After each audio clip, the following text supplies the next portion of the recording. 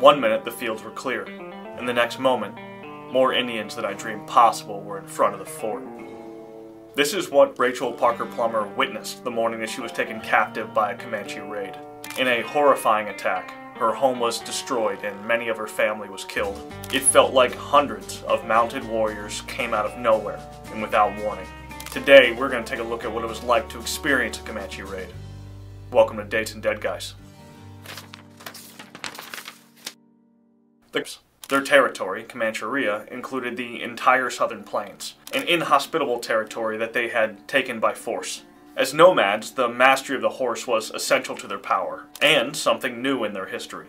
It was developed as the result of the introduction and escape of Spanish horses in the 16th and 17th centuries. The Comanche were unmatched in their abilities and were legendary as warriors and raiders. By the end of the 1700s, they had run their rivals, like the Apache, off of the plains, and only managed tense treaties with the Spanish prior to Mexican independence. But into the 1800s, American westward expansion was leading to clashes between settlers and the Comanche. It was inevitable. Manifest destiny demanded the United States conquer the whole continent from east to west. But gold in California made it so that early inhabitants could largely skip over Comancheria. A giant chunk in the middle of the west was left alone, which was good for a while. If the scarce nature of the plains didn't kill you, the inhabitants would have. The promise of land and flourishing farms drew in settlers by the thousands. It was inevitable that the nearby Comanche would take notice of these new, easy targets. Certain tribes could be bought, intimidated, or tricked, but the Comanche were not the type to negotiate. The previous 200 years had seen their culture experience constant expansion through brutal warfare. It's important to understand that with each passing generation, this lifestyle became more and more of who they were. And as raiders, they were the best. The introduction to the Spanish at San Saba the century prior serves as a good example. Tricked by the Apache, the Spanish built a mission in Presidio in the 1750s. The Apache had told the Spanish that they wanted to be Christianized. The Spanish built a compound for that purpose, but it soon became clear that the Apache had other intentions. They had insisted that the fort be built in what is now central Texas, near modern-day Maynard, Comanche territory. The Apache had been fighting and losing to the Comanche for decades. They had hoped to start a war between two of their enemies. And in March of 1758, they got it, with the arrival of the spring grass. In the morning of the 16th, the soldiers in the Presidio woke up to hear war whoops of 2,000 mounted Comanche warriors outside their walls. Initially, the Comanche pretended to be peaceful, but it was clear that they had other plans in mind. T.R. Fehrenbach wrote in his excellent book, Comanches, A History of a People, what the Spanish saw when they peered over the walls. Quote, "The savages were a breathtaking, barbaric spectacle. Plains Amerindians in the full panoply of war. The long lines of riders wore fantastic headdresses of plumes, deer antlers, and bison horns. Their faces were painted red and black, the color of death." End quote. Seeing the fortifications, the Comanche turned their attention away from the Presidio and to the priests in the mission not far from the fort. Outmatched, the Spanish commanders watched helplessly as the Comanches slaughtered 8 in the mission and burned it to the ground as they looted it. As a show of strength, they hung out for a few days outside the walls of the Presidio before killing the Spanish cattle and, having made their point, leaving. This was the European introduction to the Comanche. Now, in the 1800s, if these settlers wanted to make this their home, this was the reality they faced. The dangers were extreme. One minute you could be completely safe within your home, and the next the wolves were at your doorstep. Accounts of settlers from the early 1800s through the 1870s paint a picture of what it was like to live on the frontier of Comancheria. The Comanche were brilliant raiders, so much so that their strategy even became famous. When war parties were put together, they would gather in small groups, or sometimes, like in the case of San Saba, they would travel with up to hundreds of warriors. Their mastery of the horse made them able to cover hundreds of miles in a time that most thought would be impossible. But raiding often came with a season. The best time for raids was when the spring grass had grown. This way, when the Comanche traveled, their horses would have plenty to forage. Raids are swift attacks. The goals are to gain supplies and valuables, sometimes captives. But when you leave, you don't want to be followed. So if they thought it would rain, they would hold off their attack. Mud would reveal their tracks. The Comanche liked to move in secret, at night, something other tribes like the Apache had taboos about. So they would wait for a full moon to help light their way. The ability to travel at night made their approach and escape easier. It didn't take long for the settlers to learn that when the grass was grown and the moon was full, they were in danger. These conditions to this day are sometimes referred to as the Comanche Moon. As settlements continued to move into Texas, confrontations became more and more common. Records are hard to come by, but there are some estimates that suggest that in some years, as many as 200 settlers may have been killed. That number may be high, but the true number is definitely more than what's recorded. And when settlers got a chance to lobby politicians and generals on the conditions, it became an issue that was hard to ignore. Nelson Lee, a cattle driver who was captured by the Comanche in 1855, wrote of one of these raids. His party of 19 men was attacked just after 1 a.m. To enact terror in those caught off guard, the Comanche would scream and war whoop as they rode into camp. They would be fully painted, their faces often a demonic black. When Lee awoke to the sounds and chaos that was already in full swing, he was immediately lassoed and tackled to the ground, before being taken captive. In the darkness, he could only hear the screams of the victims, but in the morning he reported what he saw. Quote, "The scene was cold and heartrending. They had cut and hacked the poor cold bodies in the most brutal manner. Some had their arms and hands chopped off. Others were disemboweled. And still, others had their tongues drawn out and sharp sticks thrust through them. All the dead were scalped, and the scalps, still fresh, were dangling from the savages' belts." End quote. Attempts made at reprisal against the Comanche were often met with disappointment. Stories of men who went after them on the high plains generally didn't end well. The Comanche were known to run off the horses of people in their territory, leaving them stranded when without effective means of transportation. Without even a fight, they would die of exposure and dehydration. They were lucky. Those captured met worse fates. Nelson Lee mentioned ceremonies, including the torture of victims. In his experience, he was one of 4 captives tied to a pole. The Comanche tribe watched as warriors danced around, slicing at 2 of the captured men with stone knives. They scalped them as their friends watched, before putting them out of their misery with an axe to the head. The true mark of bravery in a man was how he dealt with pain. The Comanche were often eager to test the character of the condemned. In another example, the Comanche demonstrated their twisted creativity when they captured a buffalo hunter. Herman Lehman, a white settler who had been adopted by the tribe as a child, wrote of the experience. Quote, "He was almost scared to death and fell on his knees to beg for his life. The chief had him stripped and then made him put on an Indian's garb, and a war bonnet was tied to his head so securely that he could not get it off. Then the Indians made signs to him to run back to his white friends. He understood the signs and fit out, but when the white men saw him coming, they thought he was an Indian and shot him full of holes. He fell before he reached his friends." End quote. But maybe the best example of what a Comanche raid was like was from the most famous one, the Parker Fort Massacre in 1836. This raid became the most famous for a few reasons, and we'll get to them. But I'm going to tell the story through the eyes of one of the survivors, Rachel Parker Plummer. In 1836, Rachel was 17. She's been looked for land and opportunity. They were granted a plot off the Navasota River in present-day Limestone County. This was far beyond most white civilization, even on the frontier. It was well known that this was in the raiding zone for the Comanche, but most of the local natives had signed peace treaties with Texas. It was felt that with a fort, they would be safe, so they built one. It was massive, several acres in size. The Parker Fort was completely enclosed with 12-foot walls. It had only 2 entrances, a large gate in the front and a small one in the back. There were several cabins inside and 2 blockhouses for lookouts. The fort was meant to be a formidable barrier. Most of the inhabitants of the fort were relatives to the Parker family, but others had farms nearby and planned to use the fort for protection. Far from the high plains, they hadn't expected what was coming in May of 1836. Not without warning. The Comanche traveled light and fast under the full moon. Raiding through the territory, they arrived at the Parker doorstep on the morning. Indians. Rachel ran to the blockhouse where she peered over the walls of the fort. She related in her memoirs what she saw.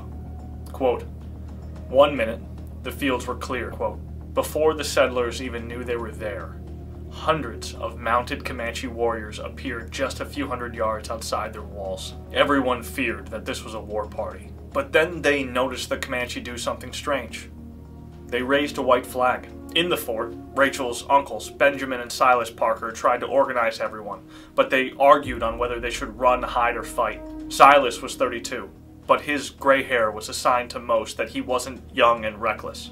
He wanted to fight from behind the wall. But Benjamin, 16 years older, knew that the walls were not high enough to stop a horde of Comanche with ropes from overrunning them. For anyone to survive, people would have to run and hide. As they argued, two of the Comanche approached the fort before the others. A gesture meant to signal that they wanted to talk. Benjamin decided to go speak to them. He wanted to buy the people inside time to gather their things before they ran. Silas pleaded with him not to go, but Benjamin was determined. He walked through the front gate, and Rachel watched her uncle as he went out to talk to the Comanche, alone.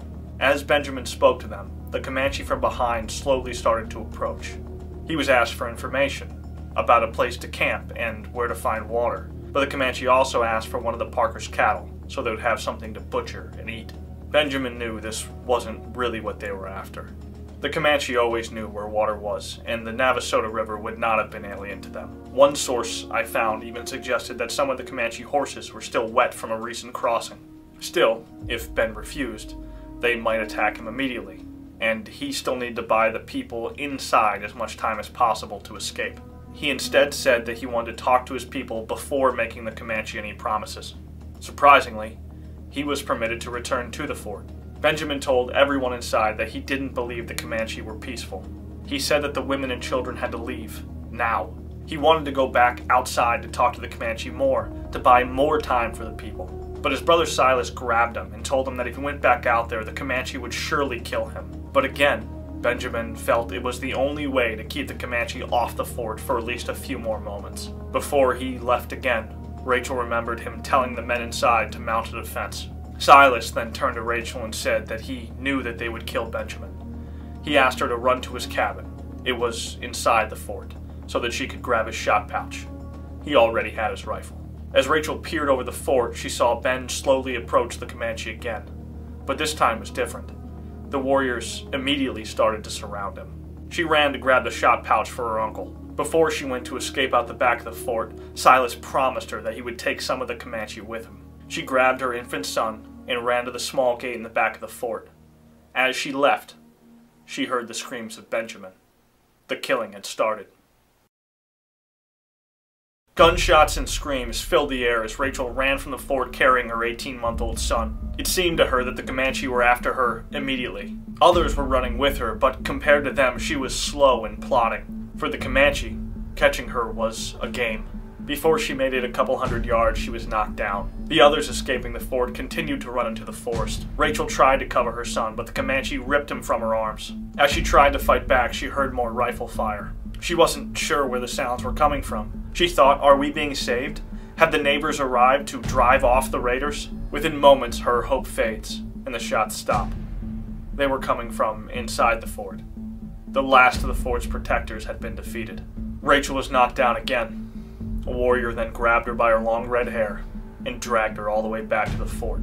When the Comanche warrior finally let Rachel go, she was dropped next to the body of Benjamin. He had been mutilated and was full of protruding arrows. As each Comanche walked past, they continued to stick the body with spears. Rachel was forced to wait next to it. Covered in her own blood, she frantically looked around for where the Comanche had taken her son, and eventually she heard his cries. He was on a horse, being kept with two Comanche women. Rachel tried to run to him, but she was grabbed immediately by two of the warriors. She was beaten and whipped until she stopped crying. The Comanche then marched out their other captives. There were 3 more, including a 9-year-old named Cynthia Ann Parker. The Comanche who brought them out of the fort were holding scalps. Rachel noticed that one of them was gray. She knew it was Silas. Years later, she would learn that he had upheld his promise. He had gotten 4 Comanche before they reached him. She couldn't determine who the other scalps belonged to. As the captives watched, the Comanche plundered the fort. They destroyed everything they had no use for, including killing all of the cattle they didn't want to take with them. Before long, the captives were forced to start walking toward the high plains, leaving the destroyed fort and their lives behind. The Parker Fort Massacre is probably the most famous Comanche raid. If it is not, it is right up there with the Great Raid of 1840 and the San Saba Massacre. I debated for a long time how far to go into this story. There were 34 settlers present at the fort during the time of the raid. Shockingly, in the attack, the Comanche only killed 5, although an additional woman was injured. She was shot in the breast with an arrow. Another 5 were taken prisoner, among which were Rachel, her son, and Cynthia Ann Parker, a name that you may recognize. But 23 people, about 2/3, escaped. This was actually pretty common among raids. Killing people was rarely the point. The resources are, although sometimes people are resources. But once the threat had been established, the Comanche pretty commonly turned their attention to the plundering side of things. Which makes sense. It is also what happened at San Saba. They could have done much more damage, but they didn't have to. They made their point. They got the things they came for, and they didn't have any substantial loss of life on their side. Raiders generally preferred soft targets. Native Americans took losses very seriously. It takes a long time to replace warriors, especially in small populations. I wanted to focus on the raid specifically for this video, but the story of the survivors is interesting within itself, as is the story of Rachel. Rachel will become a captive of the Comanche for about 2 years. I am reluctant to tell that entire story. It's fascinating, but tragic and very graphic. I have a very hard time believing that YouTube would find it appropriate. Her personal narrative is probably the best source, but you can find quality retellings in a number of other places, including S.C. Gwen's Empire of the Summer Moon and Indian Depredations in Texas by J.W. Wilbarger. But here is a PG-13 overview. Soon after being captured, Rachel was separated from her son, as well as the other captives like Cynthia Ann. She is constantly beaten and worked, and worse. Additionally, at the time of her capture, she is pregnant with a second child. She does give birth to that child, but it is soon killed as caring for it interferes with her work.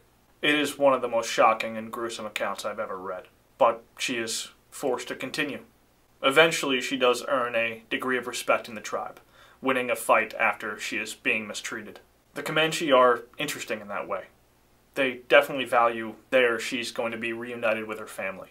In the brief time that she was back, she wrote of her complications a couple months after giving birth to a 3rd child.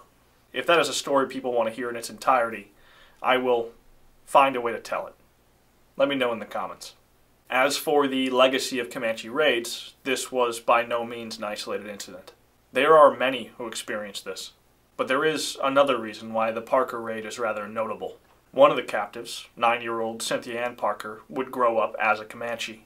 She will marry Chief Peter Nakona, and together they would have a son, Quanah Parker, the final war chief of the Comanche. In 1840, Booker Webster watched as members of the Comanche began wailing in despair. He was a young Texan boy who had been kidnapped by the Comanche a few seasons before. He already understood a fair amount of their language.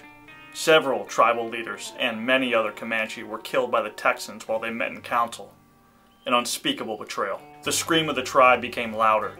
He watched as the warriors began to cut their hair. It was sacred to them. The women took knives and sliced themselves on their arms and legs as they cried. They were mourning, but their sadness quickly turned to anger. Booker saw the Comanche begin building fires and preparing their stakes and knives. He was terrified. Other white captives, over a dozen of them, had been gathered for this purpose. Booker was safe. His Comanche mother had adopted him into her family. She loved him and wouldn't let anyone hurt him. But the others, mostly women and children, had a different fate. They were tortured to death. The warriors, the men, had a reputation for the brutality by which they treated their victims. Plains warfare was always a fight to the death, and the rage triggered in a blood feud made violence worse. But this wasn't done by the warriors. These tortures were done by the women. Comanche women were even more cruel than the men. Welcome to Dates and Dead Guys. The life of Comanche women was vastly different than that of the men. In many ways it was harder, at least day to day. They lacked the status of the warriors, but were essential to the survival of the tribal group. Nearly everything done outside of hunting, war, and weapon making in a Comanche camp was the responsibility of the women. They made all of the clothes and blankets, as well as all the tools and housing. It was said that a Comanche woman could set up a teepee in 15 minutes, and when the time called for it, they could take it down and pack it on horseback in 5. As nomads on the Great Plains, they were constantly on the move and ready at a moment's notice. When the men would hunt, it was the job of the women to process the animal. They took on the hard work of tanning the hides and drying the meat, work that was far more intensive when the buffalo hides became more valuable in trade during the 1800s. More work done meant more wealth for successful Comanche men, who often became polygamous. Keeping more wives was a luxury. Comanche women were intensely practical. The long hair so valued by the men held no special meaning to women, so they cut it short. It was more convenient and comfortable, and as both Comanche men and women didn't bathe outside of purification rituals, the short hair was helpful in limiting ticks and lice. They would paint themselves differently from the men too. The men commonly painted their faces black, for war, the color of death. But the women made dyes of brighter colors, like reds and yellows. The Comanche were small by the standards of the time. It is often noted by European observers. Women were commonly under 5 feet tall, and men frequently under 5'6". But the Comanche didn't make their name by being the largest and most powerful. They made their name as warriors on horseback. Although this warfare was conducted by the men, the women were also expert riders and archers. They had to be. Their role in tribal structure wasn't to hunt or fight, but the nature of plains warfare meant they'd better be able to. When Comanche camps were attacked by Europeans, it was constantly written about that the women would fight just as fiercely as the men. Oftentimes, Texas Rangers or U.S. military wouldn't even try to distinguish between them when they would attack a camp. They fought to the death, to defend themselves and their families from attackers. All members of Plains culture knew what it meant to be defeated or captured by an enemy, so being captured wasn't an option. At best, a person would be subjected to slavery, abuse, and humiliation. But there are worse things. Comanche women knew this. When they would encourage the men to go on raids, they would often return with their own prisoners. And, as in the opening of this video, the women were the ones who dealt out the tortures in camp. Not all captives would be killed. Women and children, like Booker Webster, would sometimes be adopted, but that had its own risks. Boys were often treated well, but the Comanche women would often see girls, especially older ones, as rivals. Establishing the pecking order was cruel. Female captives, if kept alive, were often horribly abused. Two notable examples are Matilda Lockhart and Rachel Plummer. Matilda was captured when she was 14 in late 1838. At that age, for the Comanche, she would be treated as an adult. They would use her as a slave. In 1840, the Panatica Comanche met Texan officials in a meeting in San Antonio. The Comanche were to bring with them, as a sign of good faith, all of their white captives. They brought back Matilda Lockhart. After a year in captivity, she had been mutilated. She was covered in scars, and her nose had been burnt off. The heels of her feet had been burned to keep her from running. All of this had been done by the women. The Comanche thought very little of this. This was normal. It was part of establishing their place in the tribal hierarchy. But the system of hierarchy within the tribe was more open than one might expect. A better example is Rachel Plummer. Rachel was captured in 1836 in the famous raid of Parker Fort in Texas. I detail her capture in another video. If you want to hear that story, I'll link it in the video description. At the time of her capture, Rachel was pregnant. In addition to the tortures of the men, the women beat her regularly. She mentioned later in her memoirs that during her entire duration with the Comanches, she could not remember a time where she wasn't bruised and her skin wasn't raw. Not long after giving birth, the Comanche killed her baby. It was interfering with her work. She was left depressed and hopeless. She was ready to die. One day, she was being harassed by one of the women and was ordered to fetch a tool for digging roots. Rachel refused. In her memoirs, she states, quote, "Having lived as long, and indeed longer than life was desirable, I determined to aggravate them to kill me." End quote. She was hoping to start a conflict serious enough that the Comanche would kill her. At the refusal, the Comanche woman ran at Rachel screaming and pushed her to the ground. The two fought on the ground, biting and scratching. She saw a crowd of men gather in a circle around them.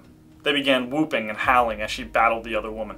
At one point in the fight, Rachel was able to get hold of a buffalo bone. She wrote, quote, "I beat her over the head with it, although expecting at every moment to feel a spear reach my heart of one of the Indians. I was determined if they killed me to make a cripple of her. Such yells as the Indians made around us, being nearly all collected, a Christian mind cannot conceive. No one touched me. I had her past hurting me, and indeed nearly past breathing when she cried out for mercy." End quote. As Rachel stood with a bloody buffalo bone over the Comanche woman, she couldn't believe that she wasn't dead. Why didn't the Comanche men kill her? They didn't even take her away from the woman. When the fight was over, the men just dispersed. They didn't even seem to care. But the fighting wasn't over. They tried to force Rachel into it. Again, the men watched, amused, but they did nothing to stop them. As they continued to fight, they broke a lodgepole of one of the teepees. Rachel again won, and was summoned to the council house of the men the next morning. She expected some sort of punishment, but the chiefs asked only that Rachel repair the lodgepole of the teepee that she had broken in the fight.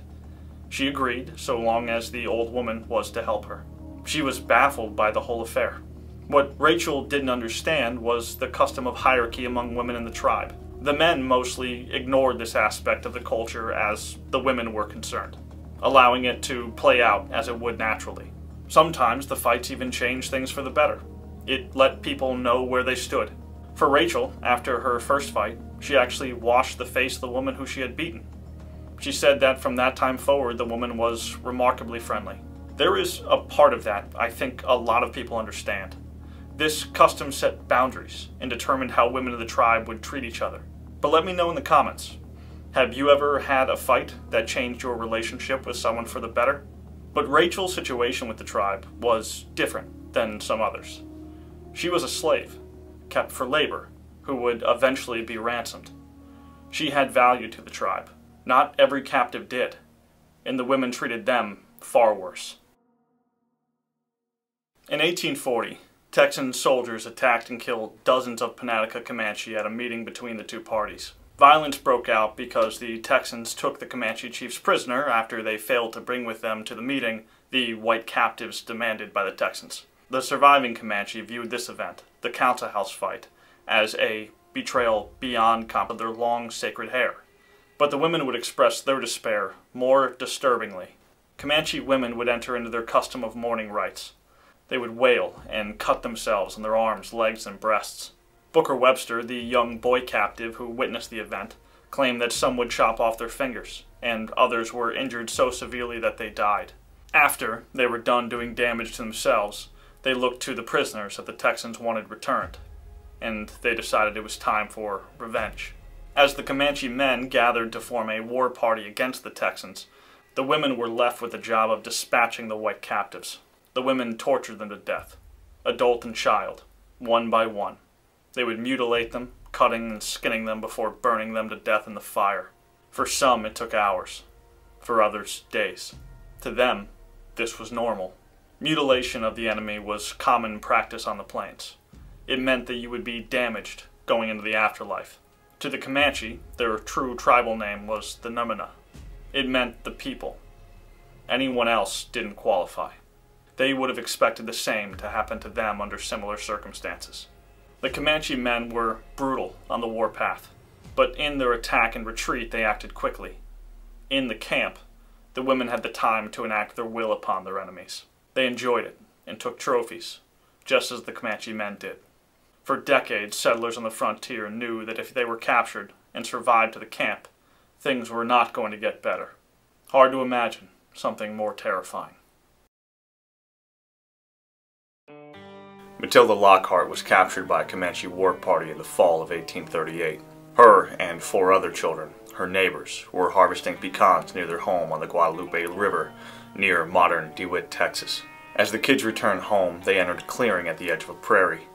Standing in front of them was a sea of horses, each with a rider, a painted Comanche warrior. Matilda was the oldest at just 14. As soon as she saw the warriors, she dropped her pecan bucket and ran as fast as she could for home. As she ran, she heard the cries of the other children. She wanted to help. She stopped to turn back. A mistake. The Comanche were already tying the others to the horses. As a warrior rode up to her, she already knew what was about to happen. She was about to be taken by the Comanche. Events like the capture of Matilda Lockhart and the Putnam children are the kind of events that draw reactions from the communities involved. In the case of Texas and the Comanche, It is one of the catalysts that will lead to one of the most violent blood feuds in the history of the West. Welcome to Dates and Dead Guys. In February of 1839, just a few months after the capture of Matilda Lockhart, a company of 63 Texans led by Colonel John Moore and 16 Lipan Apache Indians headed north into Comancheria. It was a punitive expedition, retaliation for recent raids and kidnappings, one that was reckless. White settlers to date had proved no match for mounted Comanche warriors. Attempts at negotiating with Comanche had always failed. The Texans were ignored or bypassed. Their young government leaders felt a show of force was necessary in order to pacify their neighbors. If they caught them off guard in their own territory, maybe they could inflict damage. Colonel Moore and his company traveled northwest following the Colorado River. For days they faced harsh northers, winter weather that left them freezing and killed several of their horses. The further they progressed, the more discouraged they got. Their Apache guides, mortal enemies of the Comanches, had lost the trail in the storm. They feared they wouldn't be able to find them. But, after days of misery, they caught the sign they were looking for. Smoke was seen, rising from campfires in the distance. The sign was both cause for celebration and dread for the party. As they made preparation that night, being so close to the Comanche tested their nerves. Noah Smithwick, a ranger along with the company, wrote of the experience. Quote, "While riding along about dark, we heard a wolf howl behind us. My guide stopped short and assumed a listening attitude. In a few moments another answered, way to the right. Still the Indian listened so intently that his form seemed perfectly rigid. Then another set up a howl on our left. Oomph, Lobo, said the Lipan, in a tone of relief. I can't say I admired the music of the wolf at any time, but it certainly never had more unmusical sound than on that occasion, and when I saw that even an Indian's ears were uncertain whether it was a wolf or Comanche, I felt the cold chills creeping over me." End quote. They were right to be concerned. Two of the Apache moved forward to scout the exact position of the camp. When they returned, they said it was massive, much larger than they thought it would be. Colonel Moore weighed his options. This was a greater risk than he intended, but with men in his company, like Andrew Lockhart, Matilda's father, he knew that attacking was the only option. It is what they had come here to do. As they always did to fight, they dismounted their horses. As dawn broke, they continued to approach the Comanche village. No sentinels were posted. The Comanche didn't fear attack within their own territory. 2 centuries of war had pacified their neighboring tribes. They didn't believe white men would be so brazen as to travel this far into Comancheria. This was Moore's chance. The entire village was completely undefended. Moore ordered his company to attack. Smithwick wrote of the experience. Quote, "We then crept upon the sleeping Indians, who were not dreaming of an attack.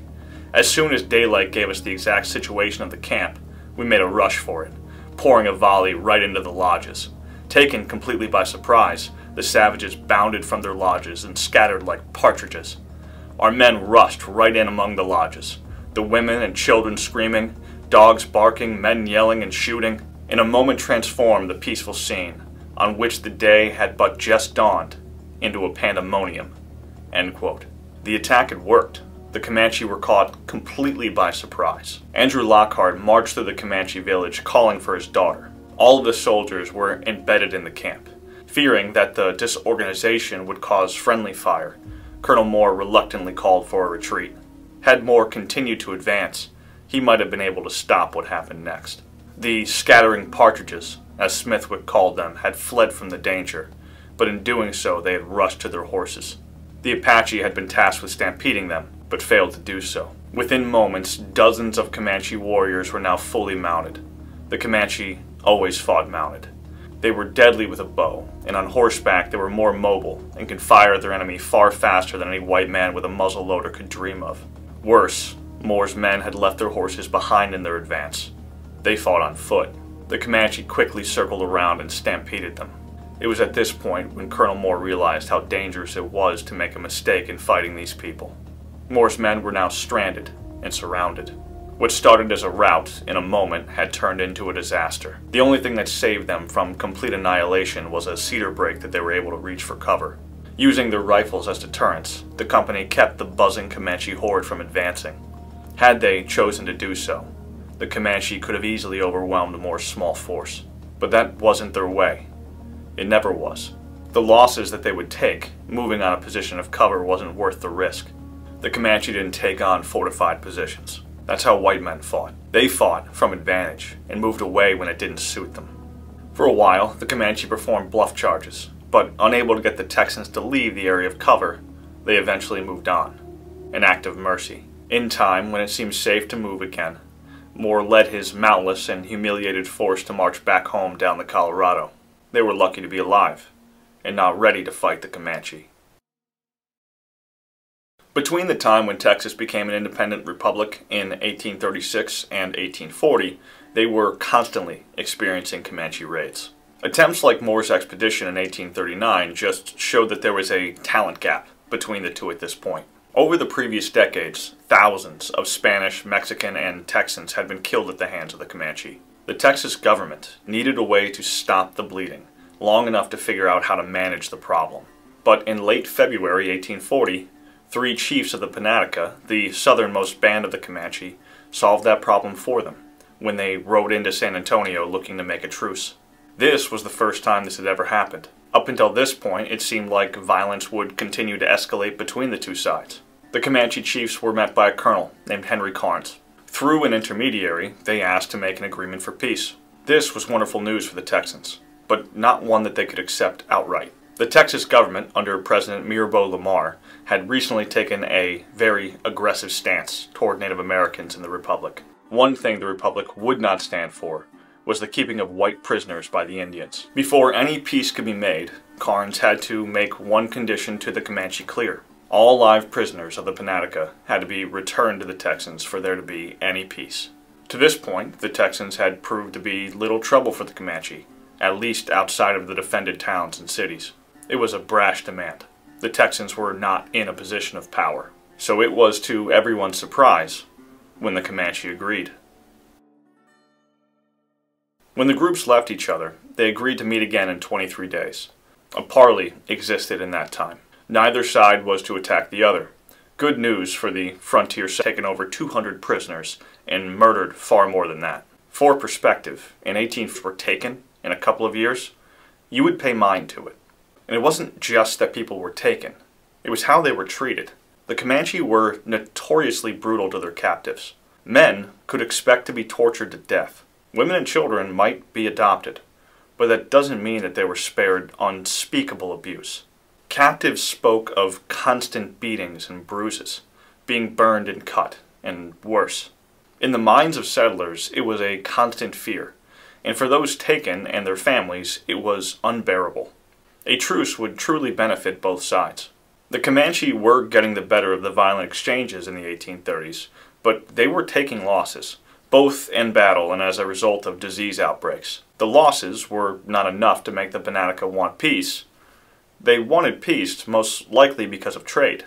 The Panatica were the southernmost Comanche band. Other large and powerful bands like the Yamparica, Cotsutica, and Quahati were not situated directly on the borderlands between the plains and Texas settlers. They didn't need peace. They had a buffer. But the Panatica were right there. Decades so close to Spanish, Mexican, and now Texas influence had led to a change in the Panatica. They had become addicted to European goods. Metal was great for edged weapons, knives, and pots. Cotton made better clothing than animal skins, and many Comanche were even starting to carry guns, although their primary weapons were still bows and lances. A truce with the Texans gave the Panatica opportunities for trade beyond what they would get in other circumstances. They didn't care that the Texans wanted their captives back. Peace on the border would be good for them, and they would still raid into Mexico just as they always did. They would still be able to take captives from them. Giving up the white captives wouldn't be a big deal. Besides, the Europeans had always paid a high price for them before. When the Panatica arrived to meet the Texans on March 19th in San Antonio, they did so with 65 Comanche. A chief named Spear Talker led the procession. There were 33 warriors, 12 of which were chiefs, and the rest were women and children. When the Comanche set up their camps, the Texans noticed immediately that they didn't bring with them the number of captives they were expecting. There were only 2, a Mexican boy and now the 16-year-old Matilda Lockhart. Before the meeting, the Comanche handed the two over to the Texans as a sign of good faith. That was a mistake. The Comanche would have expected a prisoner to be returned in the manner they returned Matilda Lockhart. The Texans were horrified and infuriated. Years later, a settler present in San Antonio, Mary Maverick, wrote of the conditions of Matilda in her memoirs. Mary described her whole body as being full of bruises and sores. Matilda was emaciated, and most notably, the Comanche had burnt off her nose. Matilda described to the Texas commissioners what it was like to have been with the Comanche, how she was constantly beaten, how when Colonel Moore's company had attacked in 1839, it was Spirit Talker's camp. She was present, and she had heard her father calling for her. The Comanche drowned out her screams with their own before taking her away. She talked about how when a Comanche village was close to a Texas town, they would burn the bottoms of her feet to prevent her from trying to escape. She said that she had been utterly degraded, a coded phrase, well known to those on the plains. To the Comanche, this was normal. It is how they would have expected to have been treated if they themselves were taken captive. When Plains Indians captured men, they were almost always tortured to death. It was one of the reasons why Plains Indians never surrendered in battle. Their fate was locked. They could either escape or fight to the death. Matilda was a cruel reminder to the Texans of what captives were experiencing with the Comanche. There were more, and the Comanche hadn't brought the others as they had agreed. Prior to the meeting, Matilda told the Texans that she knew of at least 15 more prisoners, and that she had overheard the Comanche talk about their intent to ransom them. These conditions were untenable to the Texans. Under European custom, they believed themselves to have sovereignty over all the subjects in the land they claimed. They believed that the Comanche were subject to their law and could be punished in accordance with it. They were under orders to arrest the chiefs if they didn't present the prisoners that they had agreed to.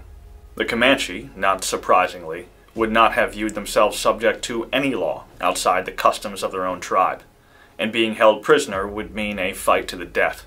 These were the conditions that the first major meeting between Texans and the Comanche were to take place. The delegations would meet that night in a one-story limestone building next to the San Antonio jail. It was called the Council House. Comanche women and children roamed outside the Council House on March 19th, expecting no trouble. The Comanche boys entertained and impressed the townspeople by shooting coins they would throw up into the air with their toy bows. Inside the Council House, the meeting immediately took a different tone. 12 Comanche chiefs, painted and led by Spirit Talker, sat on the floor opposite the Texas commissioners. Through an interpreter, the Texans immediately addressed the elephant in the room.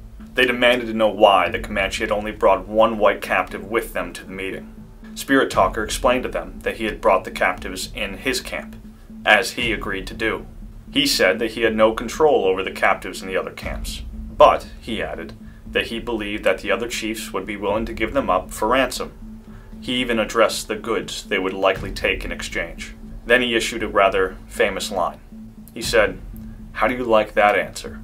The actions of the Texans were swift and clear. They did not. Soldiers were then ordered into the Council House. Unable to understand what the white men were saying, the Comanche watched. They were confused as to what was happening.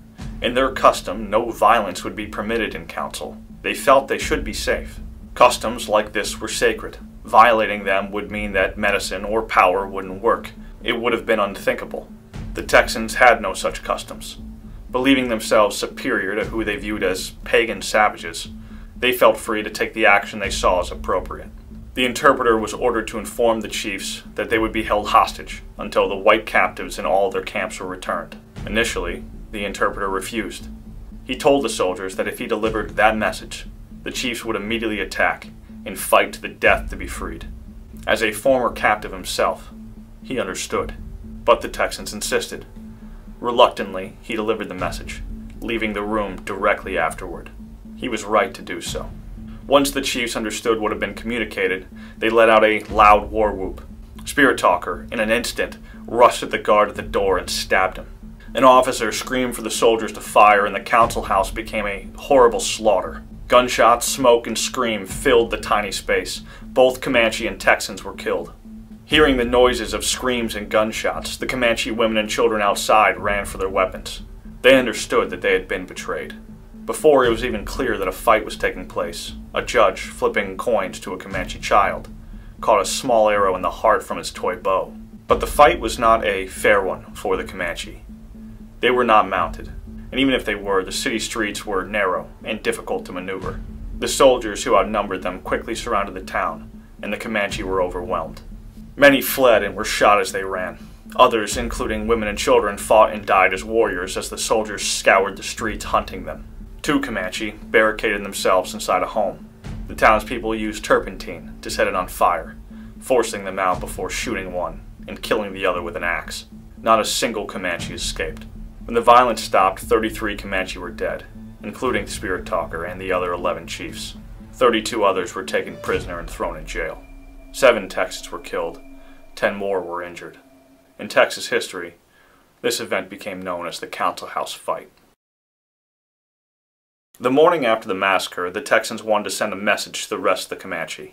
They took one of the female prisoners and sent her on a horse back to her people. The Comanche the Texans were holding prisoner were to be executed, unless the Comanche released all of their white captives.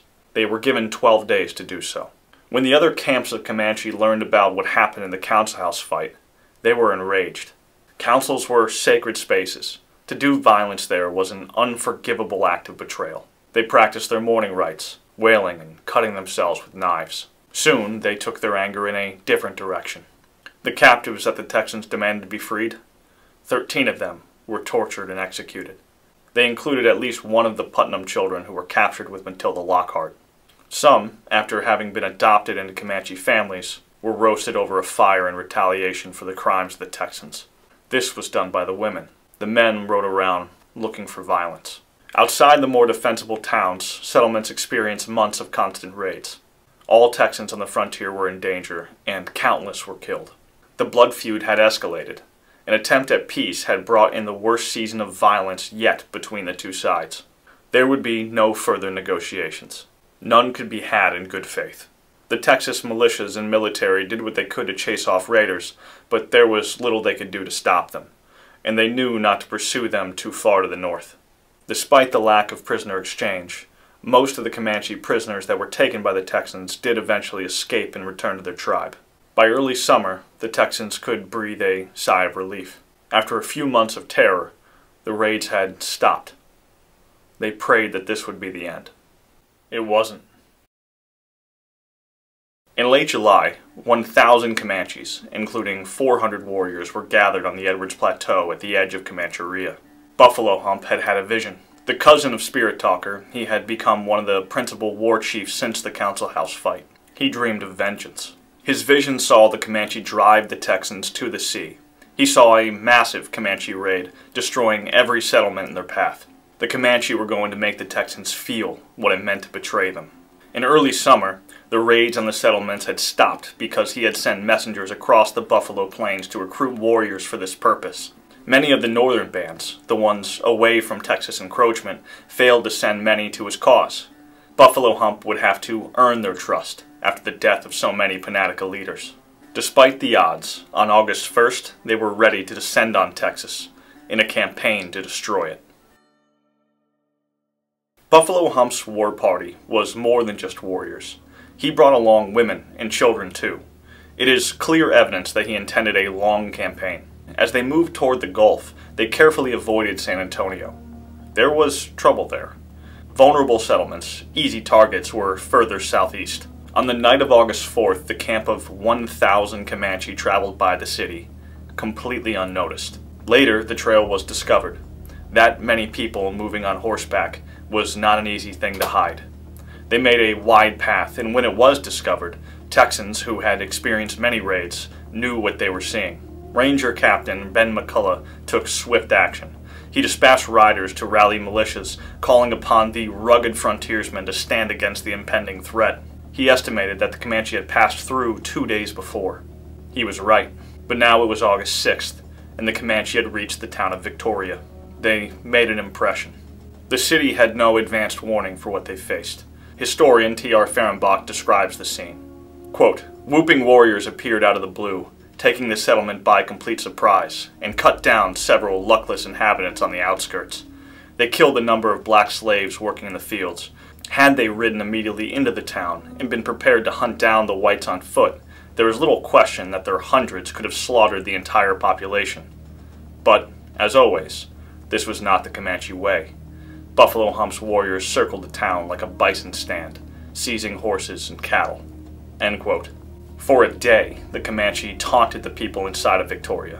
The buzzing horde stayed outside the town, unwilling to lay full siege. But the Comanche didn't mind. They had struck terror into the people, and they had taken over 2,000 horses and mules for their trouble. Many inside Buffalo Hump's camp were becoming very excited about the goods they would be able to plunder. He was able to bring the war party back on their trail of destruction. On August 7th, they continued to make their way down the coast. As they did, Ben McCullough and the Rangers were now riding behind the Comanche path. What they found shocked them. They were left to bury the victims. Around 15 were killed in Victoria. On August 8th, Buffalo Hump's warriors reached the outskirts of Linville. Linville was about 50 miles from Victoria, on the Gulf Coast. It was used as a port to send materials to San Antonio. The only warning the town had was when some of their citizens noticed a cloud of dust coming toward the town from a distance. They assumed it was horse traders from Mexico. In the morning hours, many of the inhabitants of the town were still asleep. J.W. Wilbarger described the scene in the book Indian Depredations in Texas. Quote, "The war whoop of the wild Comanche commingled with the screaming of the women, the crying of the children, and the groans of the dying and wounded." End quote. In a bizarre scene, many of the townspeople are able to escape to the boats anchored offshore in the bay, because the leading men of the war party became distracted when they couldn't figure out how to take off the whalebone corset of a woman that they had captured. The Comanche cut down several of the inhabitants fleeing into the water, but by the time they had reached the shore, the majority of the population were now safe in the boats. They watched for a day as the Comanche burned and looted the town. Amidst the chaos, one brave or misguided soul, Judge Hayes, dared to challenge the Comanche. From the boats, he waded in the water toward the shore. Armed with a gun, later determined to be unloaded, he goaded the Comanche to come out and kill him. The Comanche thought he was crazy. They mocked him by laughing and then pretending that he wasn't there. Eventually, he thought better of his actions and returned to the ships. When the war party discovered the horses and warehouses in the city, whatever control that Buffalo Hump had over his raiders was completely gone. The warriors quickly lost interest in violence and focused solely on the goods. This wasn't uncommon for Comanche raids. They found and took things that they wouldn't typically have interest in, like suit jackets and umbrellas. But they did find a lot of other practical goods. The war party had reached the sea and murdered many Texans, but now they were becoming aimless, with nowhere else to go and having collected massive amounts of loot. We will never know if Buffalo Hump felt his revenge against the Texans had been fulfilled, but after a day, he gave the order to return to the plains. The loot and captives were strapped to the stolen mules, and the horse herd that had grown 3,000 in number slowly started to lumber north toward the plains. The town of Linville was left so burned and destroyed that it was never rebuilt. But as the Comanche left, the Texans had been mounting forces in an attempt to stop them. Now it was their turn for violence. As the Comanche were destroying Linville, Ben McCullough had been warning as many towns as he could while recruiting fighters for his cause. Since the Comanche were discovered on the 4th, he was able to send out messengers and gradually collect more men for help. They needed more if they were going to take on Buffalo Hump's war party. The plan was to cut them off at Plum Creek. Usually, following a raid, Comanche would ride as far as they could, splitting up in order to create distance and confuse pursuers. But that is not what Buffalo Hump did this time. His party stayed together and took a predictable route, likely because the amount of supplies they collected had forced them to move slowly. By August 12th, 200 Texans, military, ranger, and militia, gathered at Plum Creek to cut off the retreating Comanche. Famous Texans were there, including Rangers Ben McCullough, Bigfoot Wallace, and Jack Coffee Hayes. Brigadier General Felix Houston assumed command, but wisely deferred to the advice of the more veteran Indian fighters. When the Comanche arrived at Plum Creek, they were not prepared for a fight. Much of the Comanche were preoccupied by managing their horses and mules,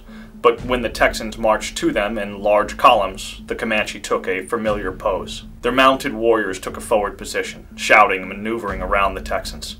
The intimidating display was made slightly ridiculous by the Comanche carrying umbrellas and wearing European suit jackets, along with horned headdresses. The Texans, outnumbered, were in a dangerous position.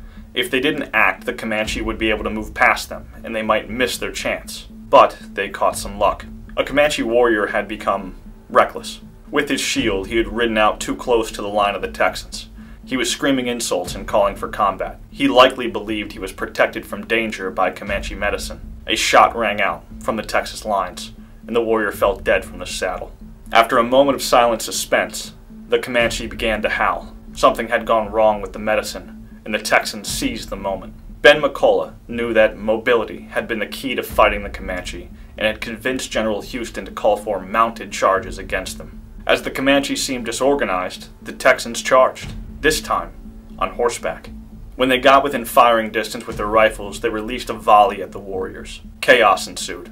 In a moment, as many as 15 Indians were thrown from their horses. The loose horses stampeded and slammed into the pack mules, causing a pileup of bodies on the muddy ground. The Comanche found themselves in an unfamiliar position. They were unable to maneuver. In the madness, the Texans began reloading and firing second and third volleys. The Comanche panicked, and the war party began to flee. For the next 15 miles, the Texans pursued them, firing after them as they went into a running fight. The Comanche stopped only to kill the prisoners that they had tied to their horses, and drop goods off their mules to lighten the load. Buffalo Hump's great raid had turned into a race for survival. In the end, the Comanche had lost most of the loot that they had picked up, but the Texans only recovered a few hundred of several thousand stolen horses. Death tolls vary.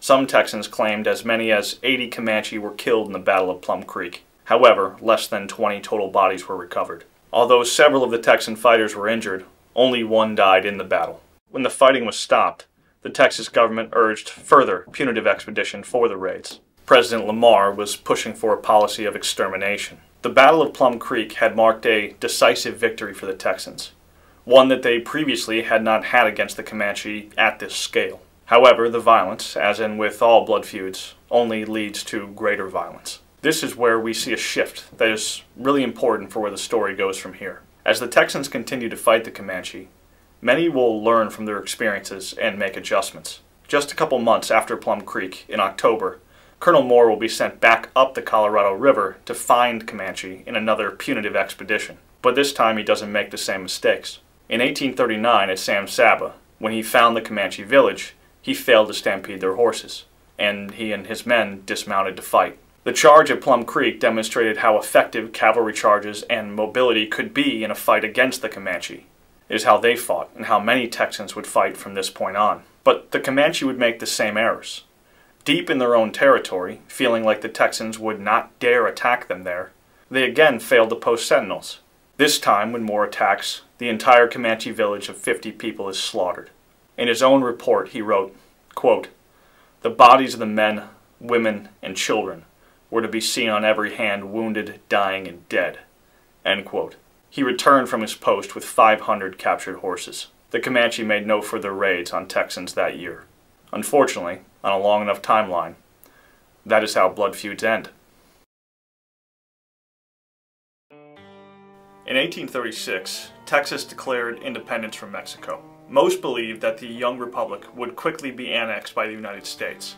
But with the U.S. unwilling to provoke war with Mexico, at least immediately, Texas remained its own sovereign country for nearly a decade. Despite receiving recognition from France, the UK, and the United States during this time, the budding Texas government had little money, few resources, and numerous aggressors. To the south, Mexico refused to accept Texas sovereignty, and skirmishes along the border continued. But a more terrifying danger came from the north. The frontier was constantly under assault by the most brutal and dangerous group of Native Americans on the continent, the Comanche. They refer to themselves as the Numina, meaning the people. But the term Comanche is a fitting one. It is derived from the Ute language. It means anyone who wants to fight me all the time, or simply enemy. The Comanche raided Texas with impunity. They slaughtered men, stole cattle and supplies, and they routinely captured women and children. The frontier Indian depredations, coupled with Mexican aggression, required Texans to act. With enemies to all sides with the Gulf, they assigned ranging companies to defend themselves and the innocent of Texas. These rangers were meant to be the solution to attacks from bandits, Mexicans, and hostile nations such as the Comanche. But they were not that solution, at least not immediately. Superior horsemen and warriors, the Comanche made short work of inexperienced rangers, with riding skills that paled in comparison to those of the horse tribes. Additionally, the Texans' slow-firing muzzleloaders were no match for Comanche bows that could launch 20 arrows a minute. Unsafe and in debt, Texas was in real danger of becoming a failed state. However, two men would even the playing field for Texas. Perhaps the greatest Texas Ranger in history, Jack Coffee Hayes, and a firearms inventor, Samuel Colt. Welcome to Dates and Dead Guys. Jack Coffee Hayes was born in Cedar Lick, Tennessee in 1817. Son to a strict veteran of the War of 1812 and brother to a future brigadier general of the Confederate Army, Hayes was likely raised to admire the patriotism and vitriol of then-President Andrew Jackson. Warfare and conviction ran in Hayes' blood, which no doubt led him to the new Republic of Texas in 1838. Initially, Hayes picked up work as a surveyor in San Antonio, a job that came with great danger. Surveying is how the West expanded along the frontier. Settlers were given head rights or property in order to come settle in a territory. Not shockingly, the current inhabitants, those who had called the land their home for generations, despised these surveyors. The southernmost band of the Comanche, the Panatica, went out of their way to kill those that were giving away what was theirs. In 1838, more than half of the working surveyors were killed. Meanwhile, Hayes surveyed 76 head rights in his initial year, an impressive number, considering the conditions and the threat of the Comanche. Due to obvious dangers, surveyors had to be armed and often worked with military escort. Therefore, many surveyors effectively had the additional role of frontier patrolmen, if they had any intention of survival. But even as a mere surveyor, it was apparent from the start that Hayes was different from many of his peers. Not only did he tend to defeat small raiding parties of Indian attackers, but he built a reputation for keeping men alive with contagious courage and willingness to confront the war parties, saddled and head-on. While others would seek cover, Hayes stood strong, and the raiding war parties learned that there would be costs to attacking anywhere he was present. He gave to the Comanche what the Comanche gave his peers: fear. And to no one's surprise, that brashness caught the attention of the Texas Rangers. In the 1830s and 40s, most Texas Rangers were in their early 20s.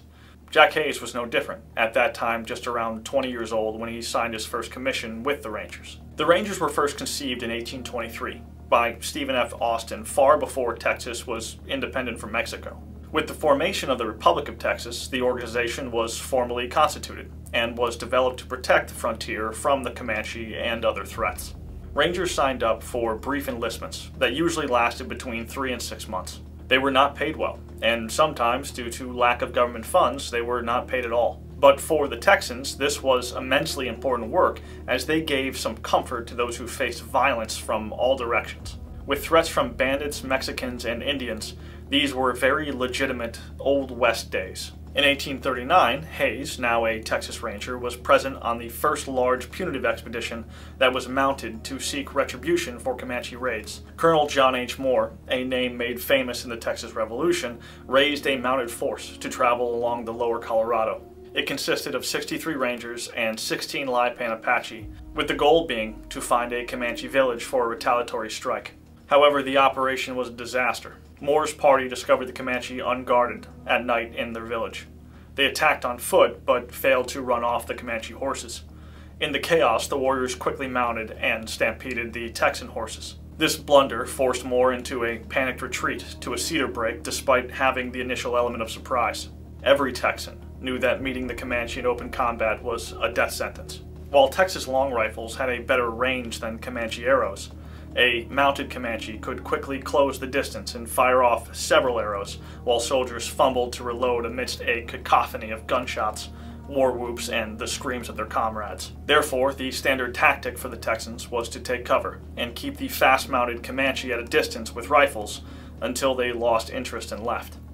This is perhaps what Moore had hoped to do in his retreat to the Cedar Break, which did eventually happen, but it gave little cause for celebration. Marching home from the failed expedition, Hayes contemplated how traditional military tactics were ineffective against the Comanche. On horseback, the natives were too fast and skilled with deadly bows and arrows. If they wanted to win, Hayes knew that he would have to change the way the Texas Rangers fought.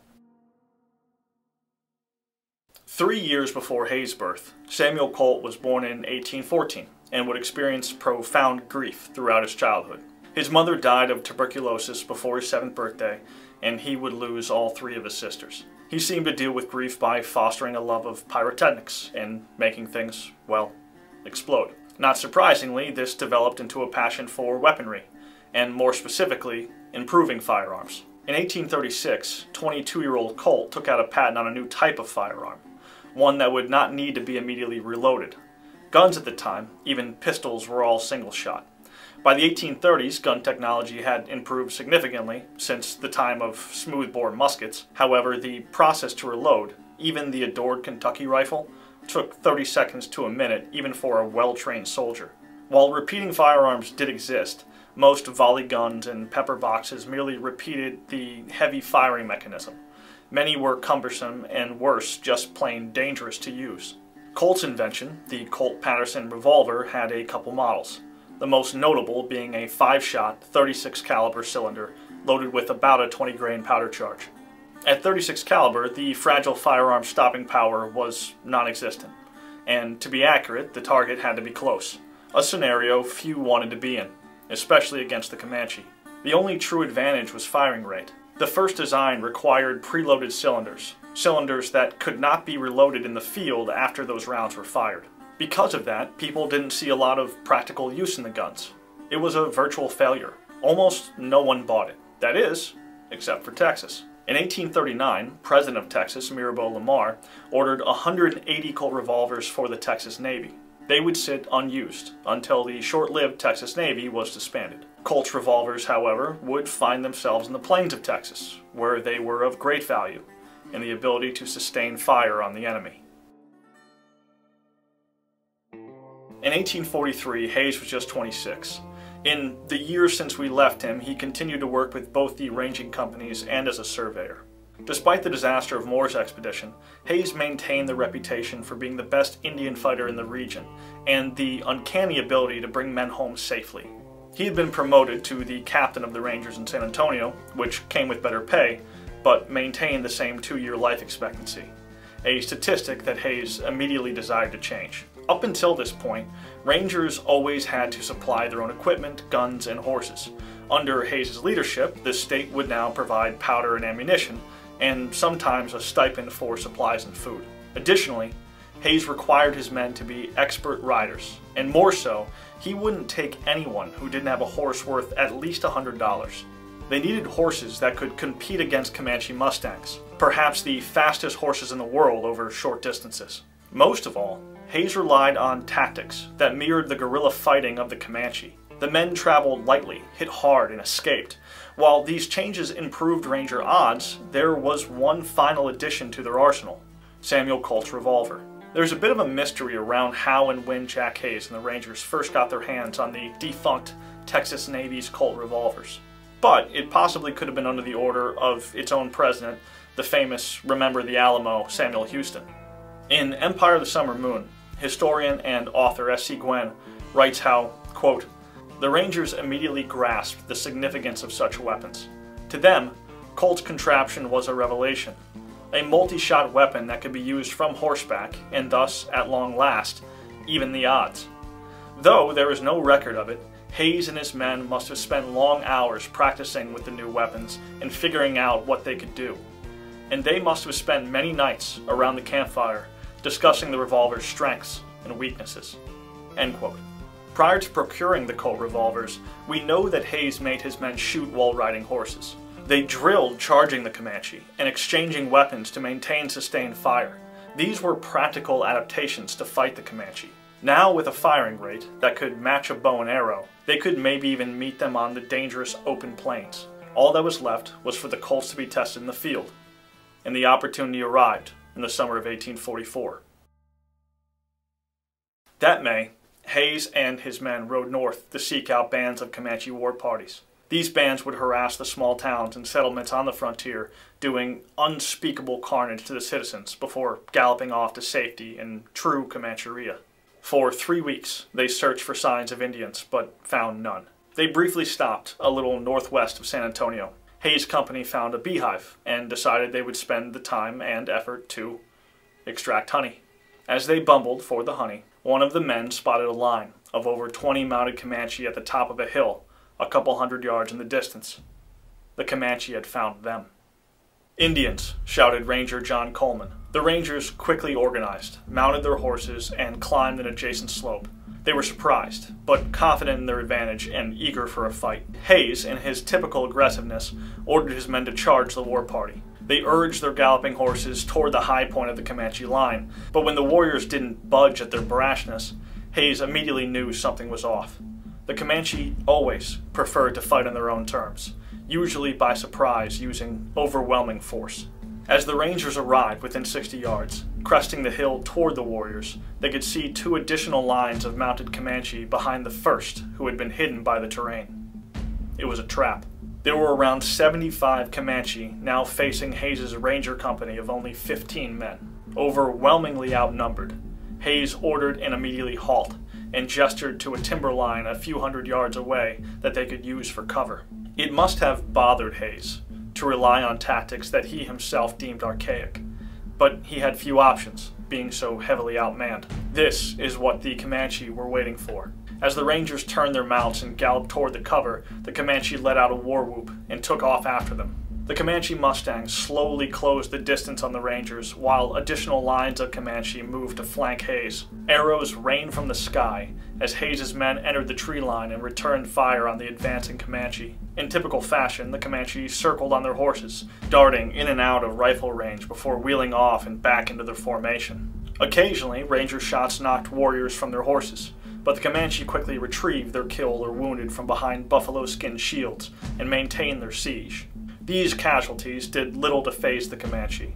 They knew that with enough time, the Rangers' rifle fire would fail them. Unable to consistently reload their rifles, the Rangers drew their revolvers. The sudden constant gunfire confused the Comanche, and several warriors were killed who were used to exploiting the typical long pauses between shots. Still, Colt's revolver was relatively ineffective at this range. After some time, the Comanche regrouped, and Hays took the opportunity to charge them in hopes of scattering their ranks. Assembling some men, they rode out into an immediate shower of arrows. 3 of his men were hit. Others had to leave the fight in order to protect the fallen. Hays and 9 of the other Rangers were able to burst through the Comanche lines, but the Comanche continued to fight, and his horse-mounted charge proved ill-fated. Unable to get the Comanche to flee, Hays motioned his men to retreat. Samuel Walker, a Ranger whose legacy later would be entwined with the Colt, nearly died in the failed advance, taking a lance through the torso.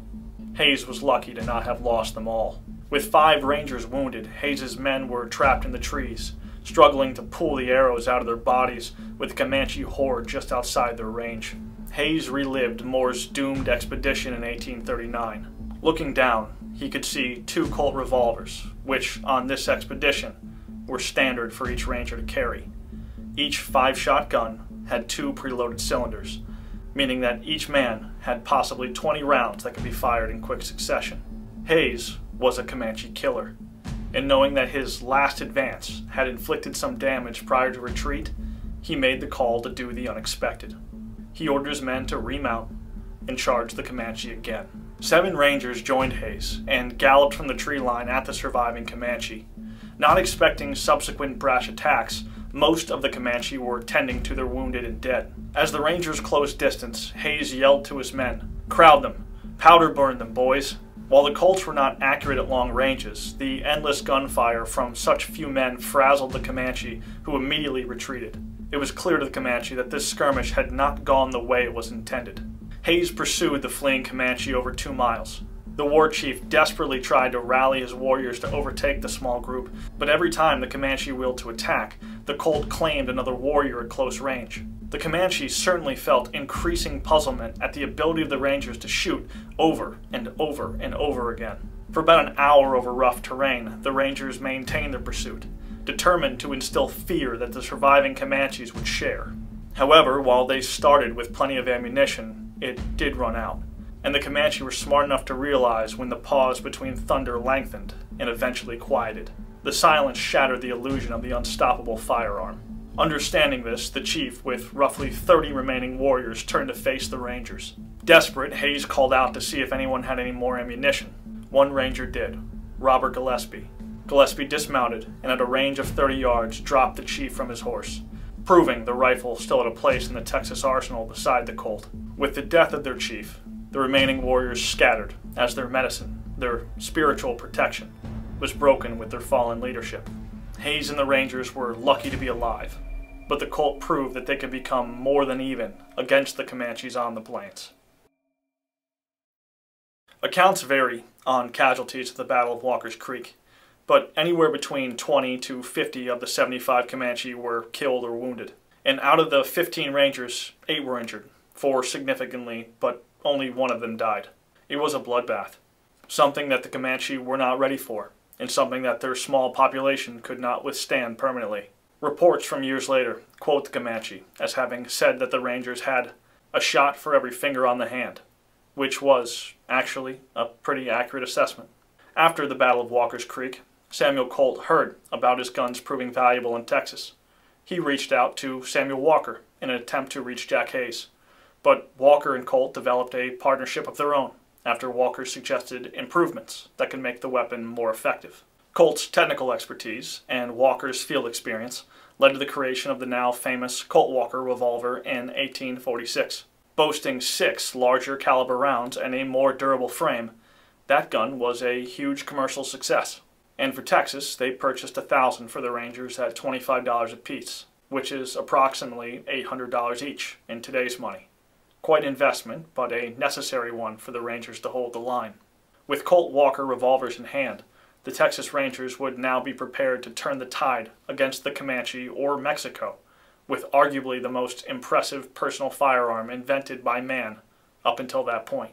Jack Coffee Hayes, Samuel Colt, in the Battle of Walker's Creek changed the history of the West, and perhaps the fate of the Comanche. The change can be summed up by the classic gunmaker slogan, "God did not make every man equal. Samuel Colt did." Earning your blood rights is how you became a man as a Comanche warrior. They had to shed blood in both the hunt and in war. It was part of their custom, an unbreakable part of culture, deeply ingrained and reinforced by all of their beliefs. There would be no changing. Constant war had been part of the Comanche way of life for centuries. This is something the Texans learned as they moved into the territory on the fringes of Comancheria. This Comanche barrier slowed westward migration for decades. Constant raids left settlers butchered and bloodied. In some years, hundreds were killed. Over the decades, thousands were captured, prisoners to be taken back to the plains. Farms were burned and property was destroyed. In this episode, we are going to follow the Comanche to see what it was like on one of their most devastating raids, the slaughter of Elm Creek in 1864. Welcome to Dates and Dead Guys. Into the 1850s, things had changed for the Comanche. For the first time since they had mastered the horse, they were being forced on the defensive. Expansion by the Americans led to problems for them on the plains. The Texans were a tougher group of fighters than their Spanish predecessors. Rangers adopted Comanche tactics like mounted fighting, and new technology like the Colt revolver finally gave the Americans a weapon that could compete with the firing rate of the Comanche bow. Disease devastated the southern Panatica Band, and certain groups of Comanche, those physically closest to the Americans, were considering walking the white man's road, a phrase meaning to stop raiding and begin settling and practicing agriculture. The idea of practicing agriculture was among the most detestable by the Comanche, especially the young warriors. Most continued to resist. Even with the successes of the Americans, the Comanche barrier continued to block aggressive expansion, especially as settlers moved west to their true home on the Bison Plains.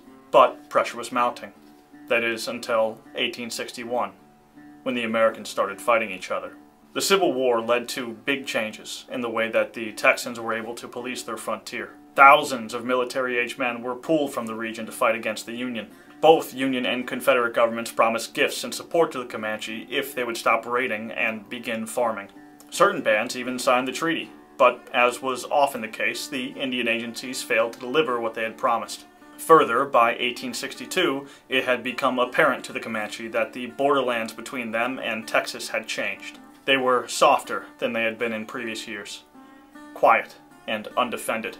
Attacks that had declined over the last decade started to pick up again, By 1863, the Comanche were causing havoc and raiding with impunity. Historian T.R. Fehrenbach wrote that, quote, "By 1863, many northwestern counties were under virtual siege," end quote. Cattle thefts and murders grew common. The population was again terrorized by the Comanche, and they were powerless to stop them as their frontier crumbled around them. And in 1864, a Comanche war chief would arrange the largest single raid in over 2 decades. Little Buffalo, a Comanche war chief, one of the few left, waits for a sign. War for the Comanche was governed by medicine and custom. Without a sign, there would be no war party. A sign could come from visions or events seen in nature. A war chief, praying to the eagle spirit, might see a fierce bird descend upon a rabbit. This might be the sign to make war. In telling others of his plan, Little Buffalo would have to convince them that his medicine is strong and that his puha, or power, would ensure their protection and success. We don't know what Little Buffalo saw, but he must have convinced them that his puha was great, because he was able to amass hundreds of warriors to his cause, something that had been growing increasingly rare before the Civil War left the frontier less protected. For young warriors, an opportunity to raid was not one that they took lightly. Killing an enemy was part of a young man's courage right. It was essential to becoming a man. A man who hadn't shed blood in both the hunt and in war would be mocked by his tribe and laughed at by children. He would be branded a coward, and cowards were not tolerated among the Comanche. War was deeply embedded in their culture as a system of honor. Before the party left on the warpath, they held a war dance. Comanche culture had few ceremonies, but the war dance was immensely important. The warriors would gather around a blazing bonfire. Their faces would be painted black, the color of death. The dance consisted of stomping, chanting, and leaping. The warrior battle cry would be repeated as the women in a circle around the men cheered them on with equal enthusiasm. It was Comanche custom to leave for a raid at night, often under a full moon. Little Buffalo's war party was no different than a traditional raid. In the fall, the grass had long been grown, food for the party's horses. Each warrior, to keep them fresh, would bring at least 3. Under the feared Comanche moon, his party took off into the darkness toward Elm Creek, each warrior seeking the glory of the raid. By 1862, a year after the Civil War started, over 60,000 young men in Texas had been sent to war. Less than 30,000 were left in the state, and their lack of presence was felt quite quickly by the Comanche. As mentioned previously, it didn't take long for the Comanche to figure out that the Texas frontier was not the formidable line it had been just a couple years prior. They immediately began to take advantage. The raids coming down on Texas were described as an outbreak. Texans were dying by the hundreds, and for maybe the only time in the history of the United States, we saw the line of frontier retract. Inhabitants moved east en masse because they feared Comanche raids. In some places, the frontier contracted 200 miles. The governments could do nothing to protect them. The settlers who remained tended to be stubborn holdouts. Handfuls of families manned fortified locations in the region during times of trouble, but even they were short-handed during these years, as was the case with Elm Creek in October of 1864, when Little Buffalo's massive war party arrived on their doorstep. The morning of October 13th, 1864 was beautiful. The 14 families inhabiting the Elm Creek area went about their morning doing their daily labors. They were completely unaware of what was coming. Little Buffalo led his party of several hundred mounted warriors down the Brazos River, just below the mouth of Elm Creek. The first settlers they encountered were a father and 2 sons. Armed, they ran off into a section of cross timbers. The Comanche didn't like to attack fortified locations. Killing the men would have been easy, but not without suffering their own casualties. The Comanche only liked to fight when it was a position of advantage. It would have been a bad way to start the raid. With little to gain, they move on with only a minor skirmish. Mr. Myers, a man living near Fort Belknap, was less lucky. The Comanche found him while he was out looking for an escaped ox. He was quickly overwhelmed. The Comanche killed and scalped him, leaving his body in the field where they found him. The Fitzpatrick house was located near the mouth of the river. The war party approached with caution. They didn't know what they would find inside. Before they could get too close, a white woman carrying a rifle came barging out of the house, yelling and screaming at the Indians. She made the mistake of firing her rifle while the Comanche were too far away. The The shot either missed or bounced off one of their buffalo hide shields. Before she could reload, several eager warriors had rushed her, filling the poor woman full of arrows before scalping her and taking her gun. She was left like a pincushion in the yard in front of the house. Inside, the Comanche found 3 more women and 5 children. They were unarmed and terrified. 7 were taken captive by the Comanche.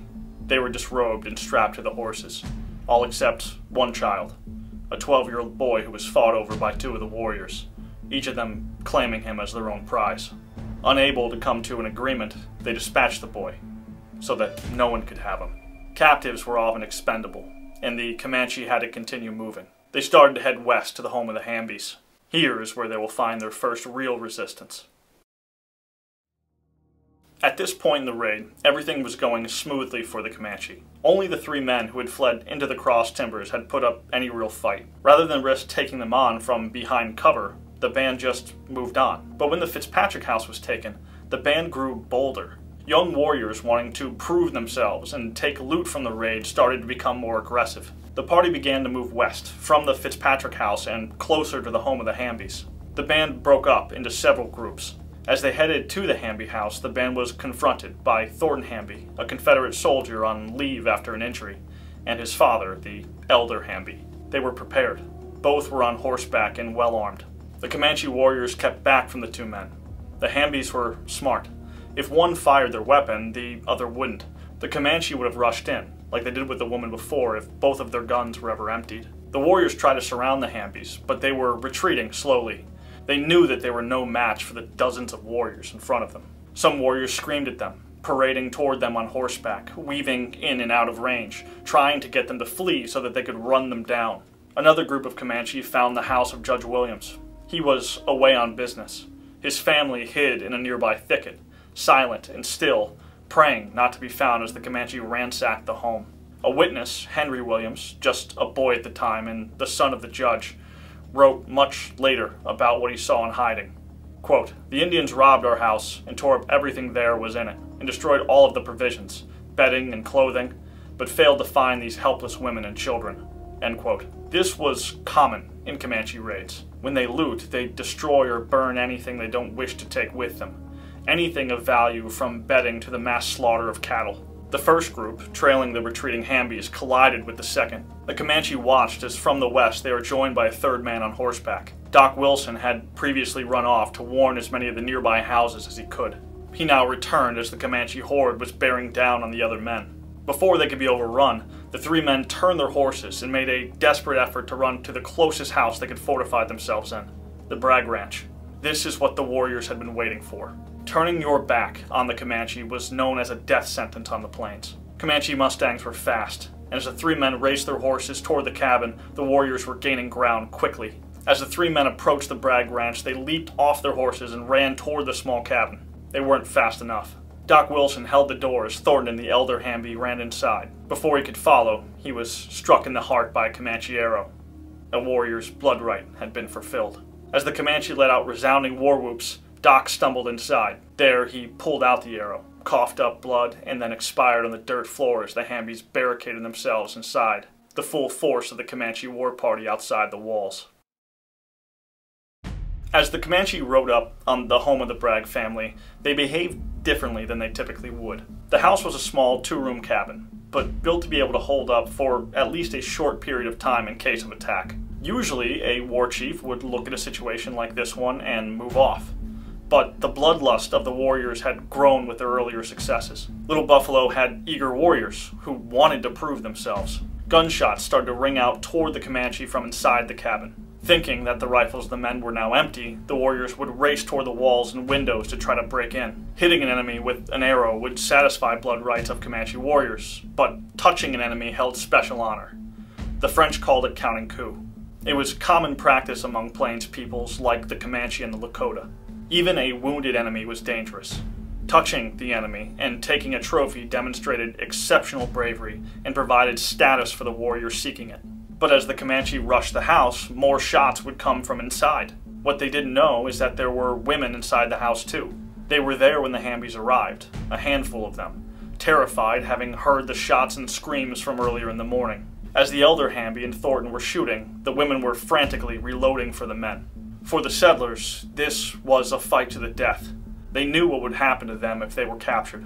If the Comanche captured the men, they would be brought back to the village where the women would ritually torture them to death. The Texan women would share the fate of those already captured. They would become slaves, in every sense of the word. Shots continued to come. Some warriors retreated before reaching the walls, darting on horseback in and out of range. Others were shot as they approached too recklessly. The Comanche would collect their injured and dead. It was important to them that their enemies not truly know how much damage they had done. Little Buffalo, the war chief guiding the mission, hadn't called off the attack. He himself participated, demonstrating to those in his party his own bravery and leadership. But then the tide changed for the war party. Maybe by a lucky shot or by deliberate aim, Little Buffalo was shot from his horse. The death of a war chief showed that their medicine had failed. If there was no medicine, the party would not be protected. It was custom to move on. A sign. For the settlers in the house, this came just in time. The elder Hamby had been injured by repeated Comanche assaults and was out of the fight.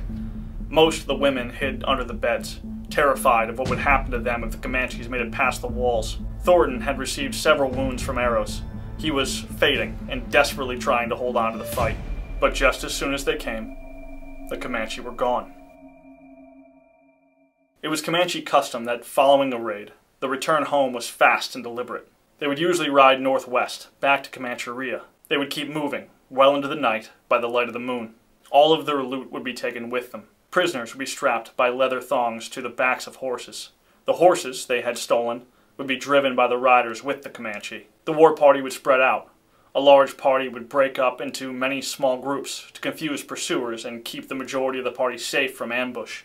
As they rode, they might encounter stragglers. On this raid, they ran into a Mr. McCoy and his son on a prairie. Like the other victims, they were killed and their scalps were taken. Back in the village, they would be dried and displayed on poles. 15 Texas Rangers, returning on the Peace River, ran into one of the groups of Comanche riders. They were no match for the massive party. 5 of the Rangers were killed, and the others were lucky to escape with their lives. The raid at Elm Creek was the prototypical Comanche raid. They came in unseen, by the light of the moon. They killed and looted. They took prisoners and trophies. And when the resistance they faced showed their medicine wasn't protecting them any longer, they didn't push their luck. They left as fast as they came, leaving death, destruction, and terror in their wake. In October of 1871, Lieutenant Robert Carter and the 4th Cavalry were asked to hunt down the Comanche. Horrific attacks against the American settlers on the frontier had made the region unlivable. 2 years earlier, the Transcontinental Railroad had been completed, but a massive piece of land in the middle of the country had been left unconquered. The harsh conditions of the high plains and the ferocity of the inhabitants had led to this land, Comancheria, to be bypassed. For decades, the wagon trains and soldiers who went into the area would disappear. Rumors of what happened to them were the thing of nightmares. The fears of settlers on the fringes of the territory were made real with a recent uptick in Comanche raids. As Robert Carter entered the territory, part of him already knew that as the hunter, he may become the hunted. Was the army finally ready to take on the Comanche? Welcome to Dates and Dead Guys. Just 2 years into the Grant presidency, it was becoming clear that his Indian policy was failing. Pragmatic in some sense and idealistic in others, he recognized that the country was going to expand with or without his approval. The painting, American Progress, by John Gast, presents the picture perfectly. As the American homesteaders push west, supported by the infrastructure of the United States, they push off the land the Indians and the buffalo. Grant's policy toward the Indians was one of assimilation. He once said in a letter to General Sherman that he wished his policies would help protect them from the encroachment by the whites. He felt that in time they could become Christianized and civilized, specific terms that he used in his first inaugural address. But what do you do with those who don't want your religion or your civilization?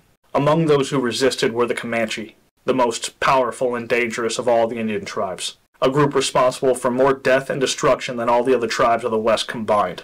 As Americans encroached on their territory, the frequency of conflicts increased. Any settlers on the fringes of Comancheria were in danger. Raids took place frequently. The brutality of the Comanche and allies of theirs like the Kiowa were being noticed. Grant's policy of peace led military leaders to worry. Settlers were fleeing the frontier. One colonel was quoted as saying, "If the Indian marauders are not punished, The whole country seems in a fair way of becoming totally depopulated. Many began to favor a more aggressive policy toward groups like the Comanche.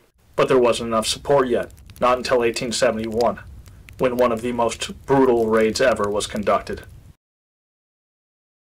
On May 18, 1871, a wagon train of 12 men was taking supplies to the forts of Texas. While in the Salt Creek Prairie, they spotted a large group of Indian warriors. They were Kiowa and Comanche. Henry Warren, the leader of the wagon train, had his men shift into a defensive ring, but it was no use. The force of over 100 warriors quickly overwhelmed them. 5 members of the wagon train were able to escape. The warriors, preoccupied with supplies, did not pursue them as they fled. One of the teamsters was able to make it to Fort Richardson. Once inside the fort, he told the soldiers what happened. A group of the 4th Cavalry was dispatched to inspect the site. Lieutenant Robert Carter reports what they found. Quote, "There could be nothing more appalling, heart-rending, or sickening to the human senses than the spectacle of the Salt Creek Prairie massacre. The poor victims were stripped, scalped, and horribly mutilated." End quote. In horrific detail, he described the scene. 7 of the men were dead.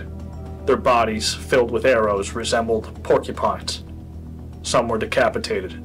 Evidence shows that one of the men put up a fight. The warriors captured him, strapped him to a wagon wheel, and slowly roasted him to death over a fire. In a twist of fate, the warriors had passed up an opportunity earlier that day to attack General William T. Sherman and about 20 soldiers. The Warren party had met up with Sherman only an hour prior to the attack. General Sherman looked to Colonel Ranald S. Mackenzie to bring the fugitives to justice. Mackenzie was a Civil War veteran, known to many as Bad Hand because of a gruesome injury that he had received during the war. Mackenzie was a capable soldier who would become essential to future military success against the Comanche.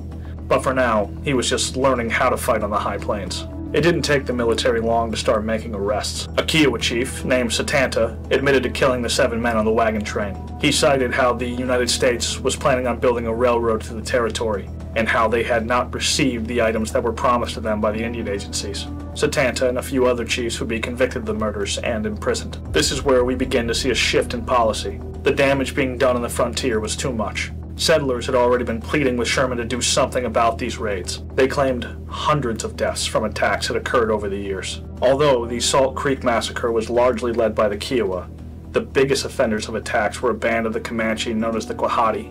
When tribes like the Kiowa and Comanche were ordered to come to reservations, the Quahati refused. In fact, they had never signed a treaty with whites, or abided by the rules set by those who did. They wouldn't even trade with white people. At least not directly. Their own chief, ironically, was the product of a Comanche raid. In 1836, Cynthia Ann Parker was taken captive at just 9 years old in an attack on the Parker Fort. She was adopted into the tribe and later married the chief, Peter Nakona. Their son, Quanah Parker, became the final chief of the Comanche. Regardless, as the Quahati refused to come to reservation, the military had to decide what to do with them. Soldiers under Mackenzie's command, like Lieutenant Robert Carter, waited for orders. It must have been incredibly nerve-wracking. Carter called the Quahati, quote, "the wildest and most hostile band of the Comanche tribe, and the most inveterate raiders on the Texas border," end quote. For decades, wagon trains and Texas Rangers that would just go near the territory would never return. They were expert horsemen, warriors, and strategists. By 1870, they were equipped with guns, but their arrows were their most deadly weapons. Accurate at up to 60 yards, they are said to be able to shoot 20 a minute. In September, orders finally came in. General Sherman stated that actions had to be taken to punish and pursue these murderers. For too long, the Army had avoided Comancheria, but now it was time to head into the wolf's den, and to bring the Quahati into reservation by force, or to wipe them out. All they had to do was find them, and survive. The Quahati were known to inhabit a region of the country that we call the High Plains. It is the last region of the country to be conquered by the U.S. military, and for good reason. My favorite description of the area comes from S.C. Gwen's Empire of the Summer Moon. Quote, "Not only were the High Plains generally without timber and water, they were also subject to one of the least hospitable climates in North America. In the summer came brutal heat and blowtorch winds, often 100 degrees or hotter, that would later destroy whole crops in a matter of days. The winds caused the eyes to burn, the lips to crack, and the body to dehydrate with alarming speed. In the fall and winter, there was a frequent norther, a sudden strong wind from the north, often at gale force. A norther could send the temperature plunging by 50 degrees in an hour. A blue norther had the additional feature of freezing driven rain." End quote. One region, in West Texas, was even more infamous, the Llano Estacado. It translates to the Staked Plains, a name it earned from early Spanish explorers. The meaning was simple. Without marking the land with stakes, it would become impossible to tell direction, a grassland that seemingly goes on forever. General Randolph Marcy wrote of it in a report to the Army in 1852. Quote, "When we were upon the high tableland, a view presented itself as boundless as the ocean. Not a tree, shrub, or any other object, either animate or inanimate, relieved the dreary monotony. It was a vast, illimitable expanse of desert prairie, the great Sahara of North America. It is a region almost as vast and trackless as the ocean." End quote. He goes on to explain that no man could permanently live there. But he was wrong. The Gwahati did. They preferred it. The same things that made this band so brutal and effective were supported by the Plains. As a horse tribe, the Plains acted as highways, allowing them to travel unbelievable distances in a single day. Their horses had food to graze in all directions. The water sources were few, but the Gwahati knew where they were, an advantage over any intruder.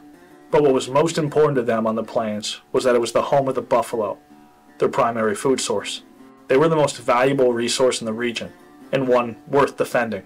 The Comanche ability to move on horseback and fight that way made them an unmatched force in the continent until the 1840s.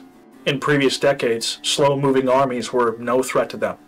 They could fight, if they chose, if they liked their odds. Comanche arrows were a far superior weapon to slow, muzzle-loading rifles. That is, until technology caught up. In 1844, the Texas Rangers broke out a new weapon against the Comanche, the Colt revolver. This evened the playing field.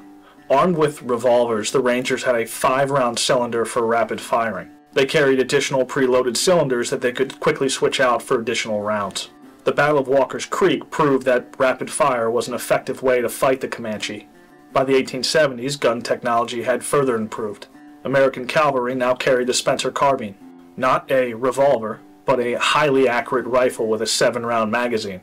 Its lever action made it possible to fire at a similar rate to the Comanche arrows, but at a much greater distance. The technology made it possible to fight them in a pitched battle. But remember, the Comanche didn't have to fight. Not if they didn't want to. It was the advantage of the Plains. The warriors would keep several mounts with them, always keeping them fresh and able to run. You could chase them, but pursuing Comanche provided its own dangers. It's easy to get lost in an ocean of grass. If spread out, supply lines are vulnerable, and unless you know exactly where you are, finding water can become impossible. And that's all assuming that you don't lose your horse. Many Texas Rangers died in their attempts. With the world closing in on them, no one had yet proved that they could effectively fight the Comanche in their home. Bad Hand was the first to have the order, not just to defend the settlers on the Texas frontier, but to go hunt down the Comanche. Lieutenant Robert Carter received the order from Mackenzie in late September 1871. It was impossible to know where the main village of the Gwahati would be. They were going to look for the Comanche near Blanco Canyon. It is to the east of the Caprock Escarpment, in the low, rolling plains. The geography there offered ravines and canyons for concealment next to the high plains. The Gwahati were known to commonly conduct raids in that area this time of year. The force of men were 600 strong, most on horseback from the 4th Cavalry. They brought 20 Tonkawa with them as scouts. As enemies of the Comanche and expert trackers, it was thought that they would make excellent guides. But Carter noticed apprehension among the Tonks, as he called them. He had no doubt that they were brave, but questioned whether or not they truly wanted to find the Comanche. 10 days into the expedition, they hadn't found any sign of them. Maybe their experiences had taught them better. But on the evening of October 9th, the Tonks noticed something. They were being watched. 4 Comanche off in the distance had been keeping an eye on the Americans. Maybe they had known about the Americans the whole time. Maybe they wanted to be seen, so the Americans were aware that they knew. The scouts tried to give chase, but in typical Comanche fashion, their fresh mounts gave them an advantage. On the march for 10 days, the military horses gave out quickly. Over the rolling hills near Blanco Canyon, the Comanche disappeared. The Tonks were sure they must be close to the Comanche village, but that meant that they were close to the Comanche. Carter notes that the Americans made several mistakes in their camp that night. The men lit fires for light and comfort, but fire acts like a beacon on the plains for anyone looking for you. Certain regiments recklessly left their horses without guards, certain that the Comanche riders would not be back. In the camp, around midnight, All was quiet. Years later, Robert Carter would publish a book of his experiences. It's titled On the Border with Mackenzie. He wrote of the night of October 9th. Quote, "It drew near midnight. All was still except the night noises of the horse herds grazing at the end of their lariats. The fires, which had been allowed, an air of indulgence to the men, and a few slumbering embers of one of the nearest to us flashed up, sparked, and died down. And all was dark. Almost inky darkness. When suddenly a yell, followed by a shot, rang down the valley. Then, in succession of unearthly, blood-curdling yells, a dozen shots in quick succession, one after the other. A rush, and in an instant, our whole camp was aroused." End quote. It was a terrifying moment, but it was clear within seconds what was happening. Carter continues, quote, "The camp was attacked. The rapid flashes of the carbines and pistols from the rear squadron, now in action, showed us, at intervals, that the ridge or line of small foothills which skirted our entire camp was alive with wild Indians, riding at full speed, shaking dried buffalo robes, ringing bells, and yelling like wild demons." End quote. Officers were shouting orders as they tried to regain composure. Then it dawned on Carter. The Comanche were after their horses. In the middle of the fighting comes the heavy sound of rolling thunder, something Carter says that once experienced under a cavalry command is never mistaken. The Comanche had been successful. The animals were stampeding. Screams by officers are made to stand by your horses. As the men try to grab the lariats of the running animals, the leather lacerated their hands. The herds of horses thundered off into the distance away from that of the army, and into the darkness of the Comanche. But no further attack from the Comanche came that night. Why? From the Comanche perspective, they didn't have to. This was a common tactic. Without a horse on the plains, most wouldn't be able to carry enough supplies or protection to travel far enough for water. It was a strategy they used to strand people. They would let the geography kill their enemies for them. 70 horses and mules were lost in the attack. It left a large portion of the force without mounts. The parties that lost horses were the ones that left them unguarded. The Comanche had been watching. They knew. The tribe was able to deal a substantial blow to the Americans before they even knew they were there. Carter describes this as the first tragedy of Blanco Canyon. There would be 3 more that follow. By morning, the Tonks were able to pick up the trail of the stampeding horses. The men would have to be cautious of the Comanche, but it was imperative to the mission that they try to recoup some of their losses. Carter joins an officer, Captain Edward Hale, with 5 men he served with for years. One of them is a private named Sander Gregg. Carter knows these men well. They're brave. But he didn't know Hale's men. They were new recruits. The soldiers head out on horseback to follow the trails. They make it a mile or 2 from the main force when, over a ridge, they find a small group of Comanche rounding up some of the horses that stampeded the night before. When the Comanche see them, they flee on horseback. Lieutenant Carter, Captain Hale, and around 10 other soldiers chase after them. As they run, they get further away from the main force. The Comanche continue down ravines and across an arroyo. Carter and the soldiers pursue. They ascend a small hill and continue a few hundred yards before the soldiers realize their mistake. Carter describes what he saw. Quote, "There at the base of the bluff could be seen in the clear light of the approaching day the ground fairly swarming with Indians, all mounted and galloping toward us with whoops and blood-curdling yells that for the moment seemed to take the breath completely from our bodies." End quote. Captain Hale was the first to speak. "Heavens, but we are in a nest." They had been led right into a trap. There on the bluff rode hundreds of warriors, naked to the waist. Both the men and horses were covered in war paint. Many were fully adorned with war bonnets or feathered headdresses. Carter had to think quickly about what to do, or everyone would be massacred. There was no cover where they stood. Carter ordered the men to spread out into a line so they could cover their flanks. They were going to have to slowly retreat back to the arroyo. They could fire at the Comanche as they did to keep them at bay. The sounds of their rifles would alert the main force, and Mackenzie would send help. The rapid fire of the Spencer carbines caused the advancing Comanche to falter and hesitate. Carter says he could hear the women behind the warriors screaming and urging them on. Then it dawned on him. This was a Comanche camp. The whole village was close. If they could survive long enough for backup to arrive, then they could accomplish what they had come here to do. But in this terrifying situation, panic set in. A few Comanche sub-chiefs made their way to the front of the Indian formation carrying long poles. Hanging from them were the scalps of their killed enemies.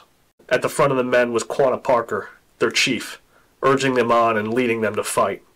He was large and covered in black war paint. As the Comanche continued their approach, Captain Hale and his new recruits started to break. Carter wrote of them, quote, "Seeing the ultimatum of being surrounded and massacred unless assistance arrived very soon, chose to trust to their horses' heels in an endeavor to escape, rather than face longer the ferocious Quahatis whose wild yells, whoops, screams, and screeches now sounded so unpleasantly close to their ears." End quote. Carter screamed at Hale and his men, cursing for them to stop. As they ran away, he knew he couldn't follow. The Comanche are on fresh mounts. He knows if they flee, they are going to get run down and finished. Instead of chasing after the fleeing men, the Comanche focused in on Carter and his remaining companions. There were just 5 of them to hold off over 100 warriors. The Comanches were more emboldened now, and bows, and worked to encircle Carter and his men. The soldiers were still hundreds of yards from the arroyo they could use for cover. Carter ordered the soldiers to dismount and keep falling back. They kept using suppressive fire, trying to hold off the Comanche until they were close enough to make a final run for cover. The range of the Comanche weapons did not match the carbines. They had to stay back.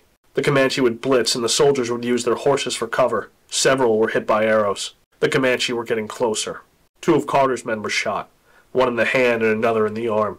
After what seemed like an eternity, it was finally time to make their run. Carter yelled his orders. Quote, "Now, men, bunch your shots, pump it into them, and make a dash for your lives. It is all we can do." End quote. The men mounted their horses after firing a final large volley and encouraged their mounts to gallop. Private Seander Gregg rode 10 yards to the right of Carter. Very quickly, Carter noticed Gregg's horse begin to falter. Gregg yelled, "Lieutenant, my horse is giving out." Quanah Parker and the other Comanche noticed immediately. Their horses galloped toward Private Gregg, racing each other as they went. Carter writes of witnessing Quanah Parker, quote, "He seemed the incarnation of savage, brutal joy. His face was smeared with black war paint, which gave his features a satanic look." End quote. As Parker approached Gregg, Carter tried to intervene, but the Comanche was an expert. He stayed to the outside, using Gregg's slower horse for cover. Carter yelled for Gregg to pull his 6-shooter as Parker made his final approach, but he reached for it too late. Parker was on top of him. As the chief rode beside him, he held his pistol to Gregg's head and fired. Carter watched as Private Gregg fell dead from his horse. He called this the second tragedy of Blanco Canyon. 2 to go. Following the execution of Private Gregg, Lieutenant Carter fully expected that he and the rest of his men were next. But then, their fortunes changed. Without even stopping to take a trophy, Parker and the rest of the Comanche turned around and retreated. The lives of the soldiers had been spared, and a moment later, Carter spotted why. Breaking over a distant hill were the Tonkawa scouts, screaming and war-whooping on their horses to join the fight. Behind them was a massive line of dust. Mackenzie had heard the fight as Carter had hoped, and the main force was marching to join them. Carter remembered the screams of the women behind the soldiers from earlier in the fight. Parker was retreating from this camp because the whole village must have been close. He had to get them on the move if they had any chance to avoid the Americans. Comanche warriors with fresh mounts could have avoided the soldiers at will, but a village of people is different. Women, children, elderly. These villages are made to be moved, but they have materials. They can't move at a high speed, not at the pace of soldiers. On their way in, Mackenzie's forces picked up the retreating Captain Hale. 500 Americans now pursued the Comanche. They moved west to the Caprock Escarpment, the climb to the high plains. As the Americans approached, the Comanche retreated up the side of a steep bluff. Comanche women at the top screamed down at the soldiers, and the Comanche marksmen covered Quanah's force as they retreated. The Tonkawa screamed at the Comanche across battle lines. Mackenzie's force was close behind them. Lieutenant Carter led a group of men after them, up a trail to the plateau. His racing horse took a turn and the trail too sharp, and a boulder jetting out smashed into his leg. He says the impact sounded like the crack of a pistol. His vision went dark. The next thing he remembered, he was being given water from his men. The Indian horses had been far fresher than the American ones. As the Americans approached, the last of the Quahati disappeared into the hills and ravines. Quanah had escaped to warn the village, leaving the Americans with nothing. Carter calls this tragedy number 3. One more. After the Comanche had disappeared, Carter retraced back to where Gregg had been killed. His leg was badly injured, but the soldiers with him helped him bury his friend. The events of the day had all happened before noon. Around 2:30 p.m., the Tonkawa reported finding the Comanche trail. They were convinced it would lead to Quanah and the Comanche village. Only now did Carter tend to his leg. It was badly swollen and stiff and getting worse. His feet had blown up so much his boots had to be cut off. When his leg was revealed to the doctors, it was black and blue and covered with clotted blood from lacerations. But it wasn't broken. The doctors splinted it anyway just to be safe. As the examination was going on, trumpeters began sounding off for people to get ready and prepare their horses. There was no time for more medical treatment. Mackenzie had heard about Carter's condition and sent for him. They were going to be heading down the trail the Tonkawa found. Mackenzie told Carter that he was sending a number of soldiers back to a nearby fort. Their mounts were stolen and wouldn't be able to continue the pursuit. With Carter's leg injured as it was, Mackenzie told him that he could receive medical attention if he went with them. He was demoralized and exhausted. But when given the option to leave, he remembered Private Gregg and what he had came here to do. Carter refused to leave the expedition. Mackenzie let him know that if he went and his leg got worse, or if he lost his horse, he would be stranded. But Carter insisted, saying, "If it is left to me, I go forward with the command." Seeing all he needed to see, Mackenzie nodded. But before he allowed Carter to leave, he had questions about Captain Hale, the man who had abandoned him in Blanco Canyon. Carter refused to say anything more than Hale and his men had made an error. You can be the judge as to whether or not he should have said more. Then Carter left and mounted his horse. Even in his condition, it was time to continue the hunt for the Comanche. Carter, Mackenzie, and 500 soldiers followed the Tonkawa scouts along the Brazos River. To the west is the massive Cap Rock Escarpment, the barrier to the high plains. In the late afternoon, as the canyon opens into a valley, they find the remains of the true Comanche village, the main one. The village is empty. As the Comanche moved, they took with them over 1,000 people, over 3,000 horses, countless supplies, and lodges by the hundreds. Lodge poles and valuables had been left on the ground. It was clear the Comanche had left in a hurry. A village like this, it can't move fast. Every second counted for their escape. Incredibly, the Comanche were able to throw the Tonkawa off their trail. The path they left behind would cross and recross itself. The army was moving slowly, but by the morning of the second day, it was clear that the Comanche were moving for the high plains, up the Cap Rock Escarpment. It's a steep 1,000-foot climb from the rolling plains below. Carter expresses amazement that the village could even manage it. It was exhausting for the soldiers. He, with his damaged leg, was grateful that he could do the majority of the climb on horseback. When they reached the top, Carter described what he saw. Quote, "All were over and out of the canyon upon what appeared to be a vast, almost illimitable expanse of prairie. As far as the eye could reach, not a bush or tree, a twig or stone, not an object of any kind or living thing was in sight. It stretched out before us, one uninterrupted plain, only to be compared to the ocean in its vastness." End quote. The elevation at the top is around 3,000 feet. The previous days had been warm and sunny, but those weren't the conditions up here. In the early afternoon, Carter started to notice the temperature drop. The Tonks continued to follow the signs of the village through the buffalo grass. It was clear the Comanche were still trying to throw the army off the trail, because it wasn't uncommon for the path to go over a bluff, down into the canyon, and then back up. The Comanche were trying to buy time, but the Tonks were able to keep the trail, and the army kept moving. The trail grew fresher. Then, in the distance, on a small ridge, Carter spots figures moving. Silhouettes on the skyline. The village is within reach, just a few miles off. But as the day went on, the temperature continued to drop. As the wind picked up, tearing through the soldiers' summer uniforms, Carter realized that they were running out of time. A norther was on its way.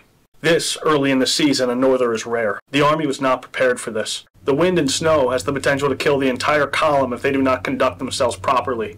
But with the village in sight, only 2 or 3 miles in the distance, the army picked up the pursuit. The Comanche, too, noticed that they were getting close. Quanah had sent warriors to appear on the flanks of the column. Carter realized the purpose right away. These warriors were there for harassment. They wanted to draw the column away from the target, but Mackenzie didn't fall for it. The soldiers protected the mules and the ammo. Using the carbines to keep the warriors at a distance, they continued their march. As they drew closer, the sky became dark, and the wind began to howl. Temperatures now dropped below freezing, and gusts of wind up to 50 miles an hour made the pursuit unbearable. But the army was encouraged when they started to come across discarded equipment from the village. They found lodge poles, tools, and buffalo skins, even puppies the Comanches had discarded. They were trying to lighten the load. The soldiers took what was useful. In all the excitement, Carter had hardly noticed his injured leg all afternoon. The Tonks began to paint themselves for the battle that was coming. They were within a mile of the village now. Carter believed it was time to overrun them. He writes, quote, "It grew darker and colder.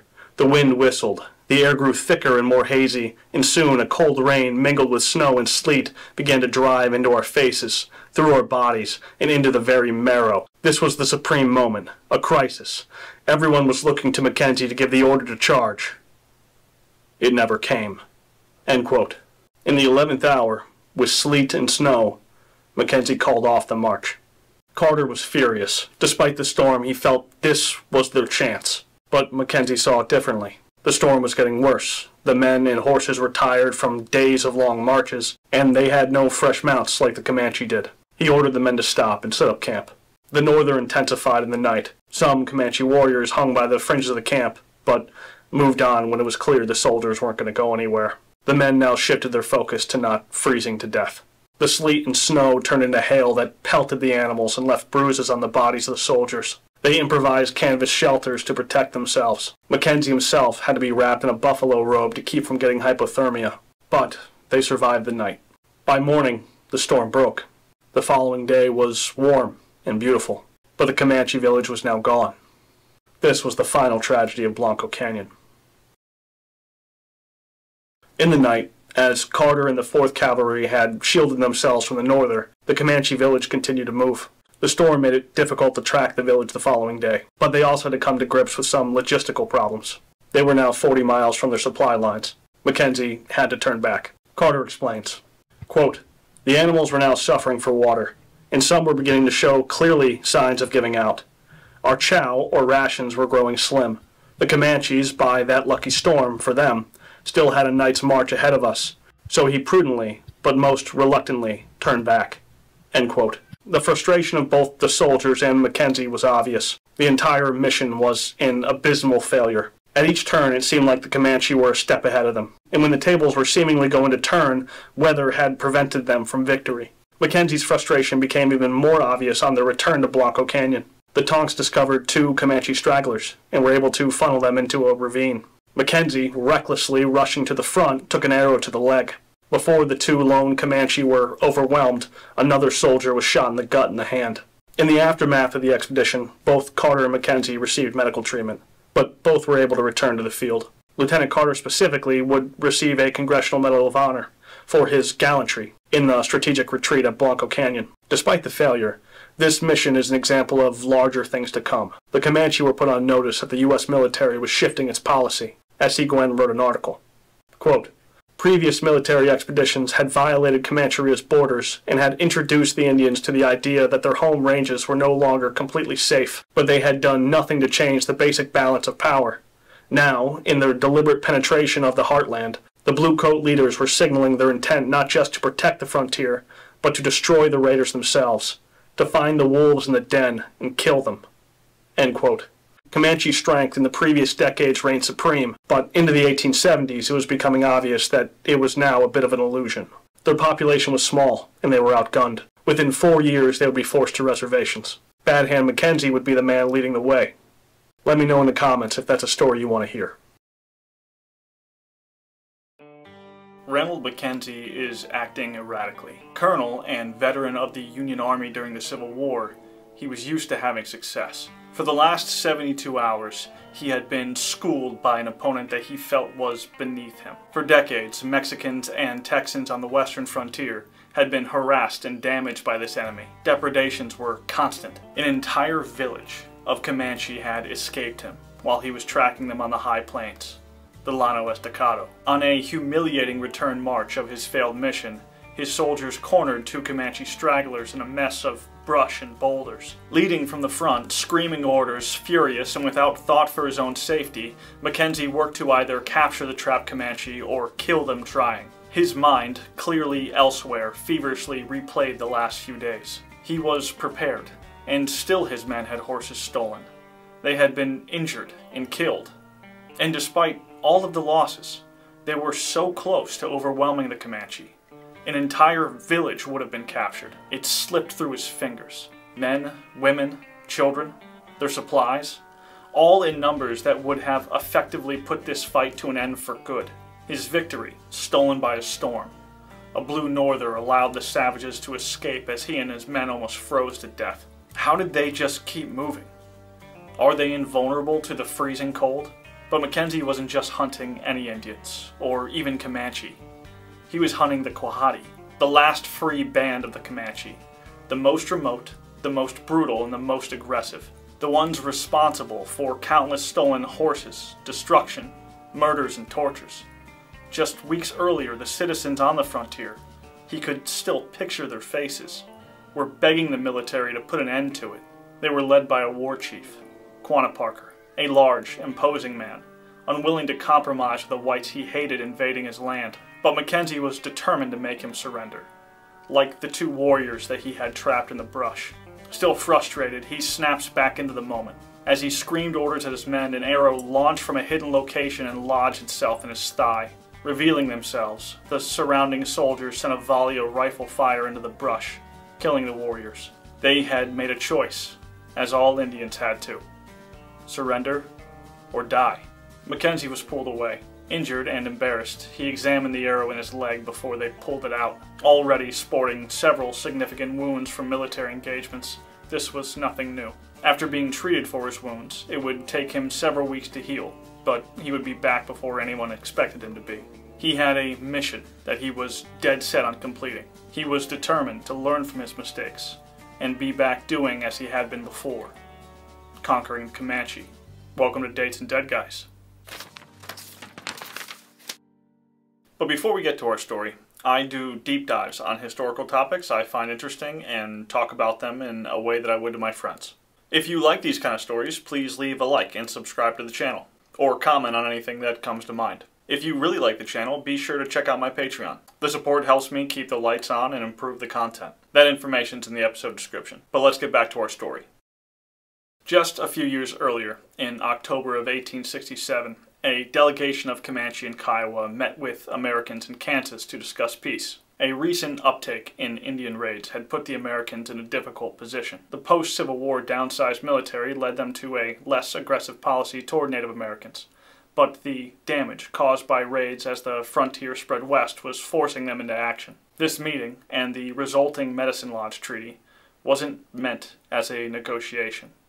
It was an ultimatum. There were free tribes on the plains, and the U.S. military would no longer have it. Under threat of force, tribes like the Comanche and Kiowa were told to cease all warfare against white people and to settle on designated lands away from white settlements and reservations. If they did, they would be supplied with, among other annuities, food, seed, and education and farming. Ten Bears, an elderly Comanche chief, was present. His band was the Yamparica. He was in his late 70s, and a few years before Medicine Lodge, had traveled to Washington, D.C. to appeal to the politicians and the President or Great Father. He had seen the size and power of the Americans. He understood in a way that most Plains natives couldn't comprehend. In one of the most famous speeches ever recorded of Native Americans, he blamed the white men for forcing his people into combat. He said it was the Americans who sent out the first soldier. He said that the blue-dress soldiers killed their warriors, and that the Comanche mourned by cutting their hair.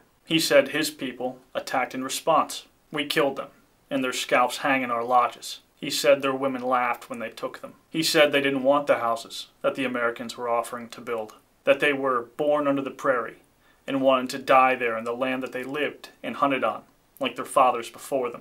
The thought of giving up buffalo for sheep and farming angered the young men, who wouldn't hear of it. He was resigned. He knew that in time the Comanche, who numbered maybe 5,000 total, would be overwhelmed. So despite his speech, he put his mark on the treaty with the other 9 chiefs. But he knew he had no power over the young warriors. And he knew that one Comanche band, the Quahati, didn't attend the meeting at all. If the military wanted submission from them, they would have to go hunt them down where they lived, on the high plains.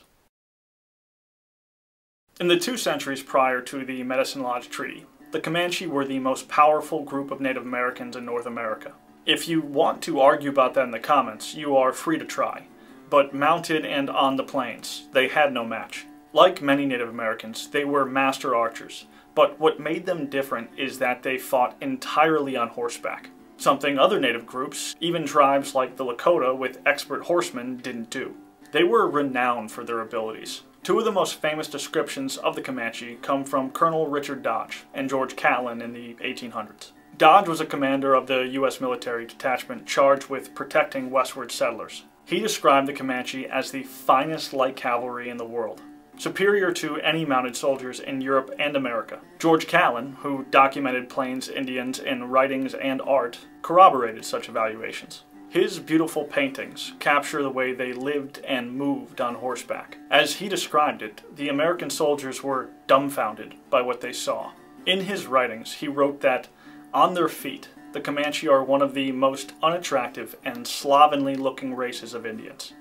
But the moment they mount their horses, they metamorphosed, wrote Catlin. Without hesitation, Comanches are the most extraordinary horsemen I have seen yet in all of my travels. We often think of 5 main bands of Comanche. The Panatica were the southernmost band, the Honey Eaters, sometimes translated as Wasps. They were the ones most commonly in conflict with Texas in the early days of the Republic. By the 1850s, assaults and disease had devastated them. They were the first to fall. The Yamparica, Yap Eaters, Nakoni, Wanderers, and Kotsutika, Buffalo Eaters, were the next to come in contact with westward moving whites. Their bands, minus some Kotsutika, were the ones that made up the Comanche present at the meeting that made the Medicine Lodge Treaty. But the Quahati, the Antelope, they were absent. Their home was the last to feel the encroachment of the whites. It was the most west and remote. It was also the most brutal. The High Plains, the Llano Estacado, was fully without timber for building or cover. The area was entirely trackless, and is often described as an ocean of grassland. In the summer, it is blisteringly hot, and without knowledge of where water is located, venturing into the high plains would leave you lost and sure to die. In fall and winter, storms sending temperatures plummeting 50 degrees in a matter of hours, called northers, could send blistering winds, sleet, hail, and snow. It was a place entirely inhospitable to human life. A wasteland. That is, except for people, like the Quahati. The Americans had sent heavy artillery accompanying slow-moving dragoons to fight them, but they could never find them, let alone move with them. Comanche would never engage forces like this. It wasn't in their favor. It's not how they fought. There were faster, more mobile forces, but the large, vast area on the high plains of Comancheria were no place for small regiments of groups like Texas Rangers. The high plains and the area directly around it formed a Comanche barrier to American westward expansion, as they were dead set on keeping what was theirs. A point made in 1864 when the U.S. military sent a force of over 300 soldiers, led by famous Indian fighter Kit Carson, on a retaliatory strike against the Comanche and Kiowa at a place called Adobe Walls on the Texas Panhandle. The tribes had been harassing wagon trains on the Santa Fe Trail. The Indians argued that the wagon trains were killing buffalo, which was true. The buffalo were the reason why they were on the plains. It was their most important resource. Over 1,400 Comanche and Kiowa warriors gathered to repel Kit Carson's invasion. And they did. They forced a retreat. It was proof that the territory was under their control, not that of the whites. Not yet. In the 1860s, a promising young warrior rose up among the Quahati, pushing resistance against the whites. His name was Quanah Parker. Ironically, Quanah himself was half-white. In 1836, during the Parker Fort Massacre, a young 9-year-old girl named Cynthia Ann Parker had been kidnapped by the Comanche. Luckily, spared of violence, she was adopted and assimilated into the tribe, a practice that wasn't uncommon following raids, although it could very easily have gone the other way. In time, she would marry a chief, Peter Nakona, who loved her. Quanah Parker was born to them in 1845, probably. Quanah, originally a Nakoni, like his father, grew to hate the white man. It is debated whether Peter Nakona died at the Battle of Peace River in 1860 or a few years later of war wounds. But regardless, Quanah had another reason to hate the white man. They had taken his mother. Cynthia Ann Parker was captured at Peace River, along with his infant sister, Prairie Flower. After 25 years, a marriage, and several children, she was a full-blown Comanche. She wasn't taken willingly. Quanah hated the whites for what they had done, and not knowing what had become of his mother, vowed revenge against them. Quanah would soon become a strong Comanche war leader, and the most influential chief among the remaining free Comanche. He helped lead the raids against those who were trespassing on their homeland. It is not clear to me whether or not Quanah was at the first Adobe Walls fight in 1864. Although just a teenager, he was already a full warrior in the tribe. But he will be at the next one, We'll get to that in a little bit. Events like this and more raids led to the Medicine Lodge Treaty in 1867. The Civil War ended just a few years prior, and for years the North and South were forced to focus on each other instead of the Indian problem. But following the Medicine Lodge Treaty, every Comanche still resisting on the plains was considered an armed enemy of the United States. The official presidential policy under Ulysses S. Grant in 1870 was of assimilation, to civilize and Christianize the Western tribes. But this plan had contingencies. If tribes were not willing to be civilized, then the military would help them, by force. All that was needed was the political will to hunt them down. A small crowd desperately pleads with General William T. Sherman. They have met with him at Fort Richardson, in Texas, with a petition for action against the Plains tribes. They list the names of 129 murders that have taken place in just Jack County over the course of the last decade. Sherman is unmoved. He knows the damage being caused on the frontier. He has seen this before. Jack County was far from the only place being harassed by Indians. The frontier, since the Civil War, had contracted as a result, up to 200 miles in some places, as people fled for more defended areas. But for Sherman, his objective was to uphold Grant's peace policy toward Native Americans. Ranald S. Mackenzie watched the proceedings. Like Sherman, he was a veteran of the Union in the Civil War, only his experience was far different. With eagerness and frustration, he snapped the nubs on his former right thumb and index finger. Mackenzie was 31 years old at the time of this meeting in May of 1871. He was a colonel, although he had temporarily been promoted to a brevet general during the war. He had served at Antietam and Gettysburg, as well as a host of other notable Civil War engagements. He was even present when Lee surrendered to Grant at Appomattox Courthouse. He was well regarded and promising, but his many injuries had made him irritable and impatient. He had been shot in the shoulder, taken shrapnel to the leg and chest, and most notably, he was missing 2 fingers on his right hand, from where a shell fragment tore them off in 1863. This wound led to his soldiers calling him Three-Fingered Jack, not to his face. He didn't tolerate insubordination, and he wasn't well liked because of his strictness. But he was better known by the name the Indians gave him, Bad Hand. Both scouts and enemy tribes got to know him well during his time leading the all-black Buffalo Soldiers against tribes that had discarded the Medicine Lodge Treaty, work that he did before taking over the 4th Cavalry at Fort Richardson. So both Mackenzie and Sherman were present at Fort Richardson, when that same evening, out of the black of night, a wounded man entered the fort, screaming about an Indian attack on his caravan. Considering the stories that had been heard that day, it was easy for them to believe. Sherman sent Mackenzie to investigate. What Mackenzie found horrified the people of the region, and would change everything. The same day that General Sherman had met with the citizens of Jack County, on May 18, 1871, a 12-wagon-long train with as many men was transporting flour and cornmeal to various forts in West Texas. When they reached the Salt Creek Prairie, which was halfway between Fort Richardson and Fort Belknap, they spotted a large group of Indian warriors, mostly Kiowa, but with Comanche running mates. Henry Warren, the leader of the wagon train, had his men shift the wagons into a defensive ring, with the livestock in the middle, but it was no use.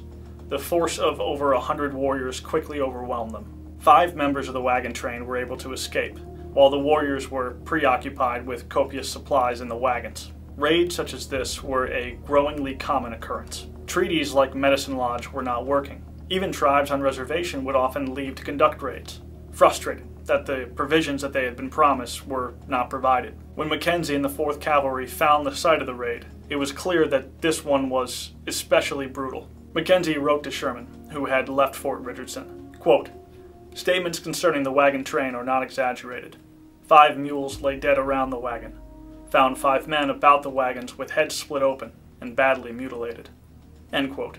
2 additional bodies were later found, cut down some distance away as they fled. A doctor further examined the bodies. He said that they had shown signs of having been hit with many arrows, and he wrote about one man in particular who had been captured and tortured, strapped to a wagon wheel, and having his tongue cut out, the raiders built a fire under him. The doctor wrote, quote, "Owing to the charred condition of the soft parts, it was impossible to determine whether the man was burned before or after his death." End quote. Knowing the history of these tribes, I would be willing to stake a bet. In an ironic twist of fate, It was later learned that the same war party had passed up the opportunity to attack General Sherman's small group earlier that day. One of the Kiowa medicine men had advised them against it. So perhaps it was this brush with possible death combined with the savage nature of the attacks that caused Sherman to begin to take the Indian threat more seriously. There was a noticeable shift in his policy in dealing with them. This was the catalyst for the end of diplomacy. The military would now be much more offensive. With new resolve, Sherman assigned Mackenzie to bring the fugitives to justice, and it didn't take long for the military to start making arrests. In the interest of brevity, the Kiowa chiefs involved were quickly brought to justice. A Kiowa chief, Satanta, who had signed the Medicine Lodge Treaty, freely admitted to the massacre. Nevertheless, the incident added credence to the citizens' pleas to Sherman to do something about the raids. All Plains Indians not on the reservation were enemies of the United States, and although the Kiowa were largely responsible for the Sand Creek Massacre, the biggest offenders of consistent brutality against whites on the frontier were the Quahati Comanche, led by Quanah Parker. Reynold S. Mackenzie was now tasked with, aggressively, bringing them in to kneel. Into September of 1871, Mackenzie was preparing to guide 600 cavalry soldiers as well as 20 Tonkawa scouts into the high plains in the hopes to find the Quahati. The Tonkawa, referred to as Tonks by the men, were furious blood enemies of the Comanche and were willing to assist in hunting them down. Their tracking skills, as well as their knowledge of the land, were valuable to the Americans. In early October, the Tonks had led Mackenzie to Blanco Canyon, a valley about 1,500 feet wide that goes for 30 miles. It's near the White River, at the base of the Panhandle in northern Texas. At first, they found no Comanche. It was thought that the operation may never fully get off the ground, but as they often did, the Comanche found them.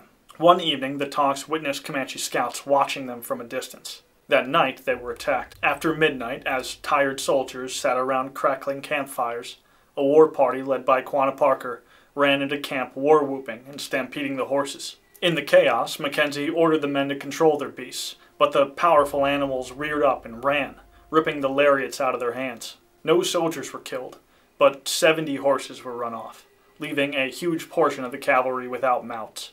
One of the horses even belonged to Mackenzie, a beautiful gray pacer, a horse that would have been heavily prized by the military and Comanche alike. All of this was recorded by one of Mackenzie's lieutenants, Robert Carter. He called losing the horses the first disaster of Blanco Canyon. The next came the following morning. Mackenzie ordered Lieutenant Carter and a number of his men to trail the stampeded horses, and hopefully collect some of them that were lost. Carter soon discovered some Comanche trying to round them up. The Comanche fled when they saw the soldiers, and foolishly they chased them across a gully to a bluff. It was a trap. Carter recalled, quote, "At the base of the bluff, the Comanche could be seen in the clear light. The ground fairly swarmed with Indians, all mounted and galloping toward us with whoops and blood-curdling yells that took the breath completely from our bodies. The picture is indelibly stamped upon the brain." End quote. Hundreds of Comanche warriors swarmed like bees on their horses, dressed in black war paint and adorned with buffalo war bonnets and feathered headdresses. Quanah Parker was among them, leading the party. Carter and his men tried to hold them off. Their lever-action Spencer carbines were able to keep them safe for a while. As the Comanche bluff charges grew bolder, Carter ordered his men to turn their horses and make a run for cover at the gully they had crossed a few hundred yards back. During the retreat, one of the privates in the group, Sienda Gregg's horse, began to give out in a sprint. The Comanche noticed the tiring horse and rushed to him, with Quanah leading the way. In his book, Carter wrote about watching Quanah in this moment. He described him as the incarnation of savage, brutal joy. As he ran up to Gregg, whose carbine had been jammed, Quanah raised a pistol, close enough to hit him with it, but shot him in the head. This was the second disaster. What happened next was like a movie, in the way that if it happened in a film, you would roll your eyes. Just before Quanah and the Comanche are able to overrun the small group of soldiers, they notice a trail of dust a half-mile or so off in the distance. They knew this meant the rest of the army was coming. Mackenzie and the rest of the force heard the gunshots. They rushed to the sound, hoping fully armed to be able to take on the Indians. Before doing any more damage to Carter and the others, they retreated.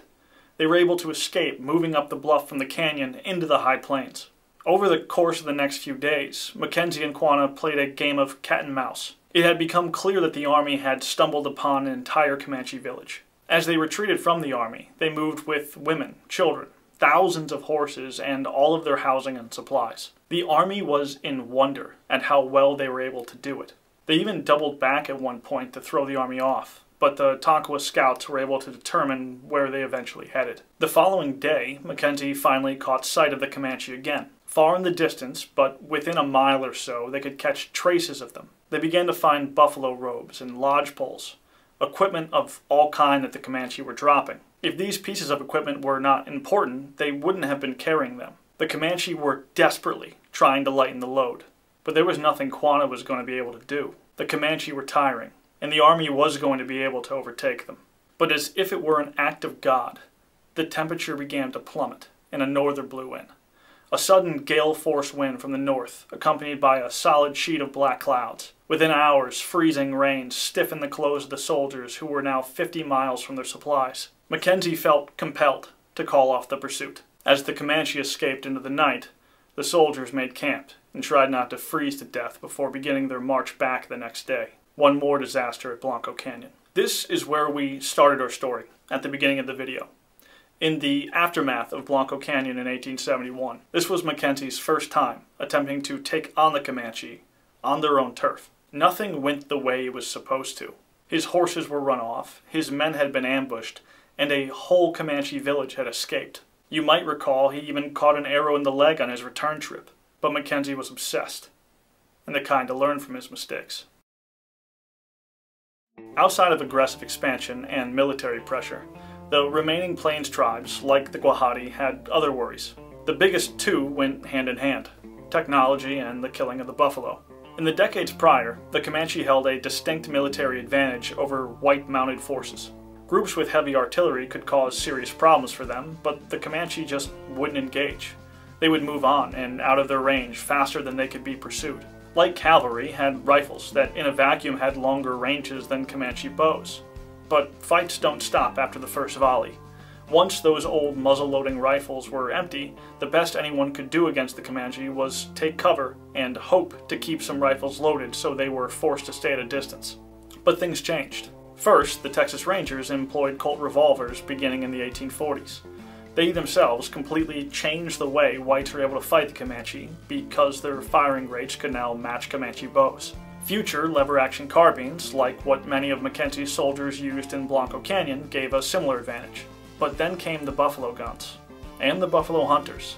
Men armed with long-range Sharps rifles, firing black powder cartridges with effective ranges exceeding 1,000 yards.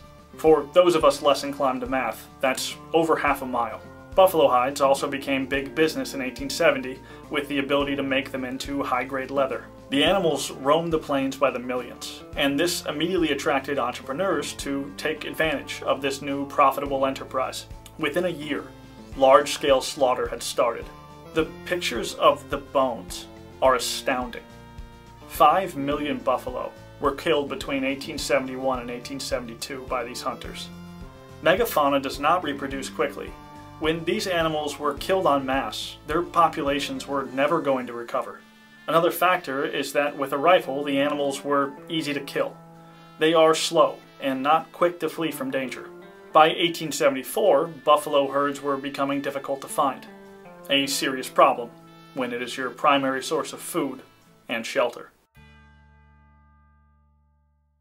Following the Battle of Blanco Canyon in 1871, Comanche raids in the area stopped. This was relatively normal moving into winter. Raids were often long-distance activities, and the warriors needed forage for their horses in order to make successful trips. The following year, in 1872, Mackenzie started to change his strategy. A question that plagued him is how the Comanche were able to survive on the plains. It was common knowledge among whites that the high plains were an unlivable wasteland, a forbidden zone for the army. But Mackenzie was convinced that if groups like the Comanche could live there, then the U.S. military could find a way. The best way I've ever seen Mackenzie's plan described is that he was going after the wolves in their den, to seek the Comanche out where they lived. He knew that finding the Comanche was incredibly difficult within itself, and he learned at Blanco Canyon something very important. In Mackenzie's biography, by Charles M. Robinson, it says that Mackenzie was aware that an enemy without a base or mobility is a defeated enemy, and that he became content to terrorize the Indians and destroy their villages, supplies, and horses. The last measure of desperation in the Comanche escape at Blanco Canyon was dropping precious supplies, the lodge poles and buffalo skins they needed for shelter. Mackenzie's plan was an intense, scorched earth plan. For the first time, he had soldiers traverse the entirety of the High Plains, the whole expanse. They also began working on maps so that when the time came, the army would be able to navigate. The area was huge, the size of Ohio. He didn't find many Comanche, with one meaningful exception, the battle at North Fork. He was able to track down and attack a village of a Comanche chief named Maui, or Shaking Hand. In doing so, they killed over 20 Comanche, took over 100 prisoners, and captured about 50 Comanche horses. An incredible success. Mackenzie knew that the Comanche who escaped would come for their horses, but he hadn't worked out yet how to protect them. When the warriors did come, they got them all back. Despite knowing how the Comanche would behave, they were still elusive and incredibly skilled. What was a significant victory for Mackenzie was blemished by losing much of what he had taken, but moving forward he had a plan for that too, one that matched his scorched earth policies. In 1873, Mackenzie spent his time trying to track down free Comanche, Kiowa, Southern Cheyenne, and others. He even got into a bit of hot water after illegally hunting down tribes in Mexico. It was very clearly out of his jurisdiction.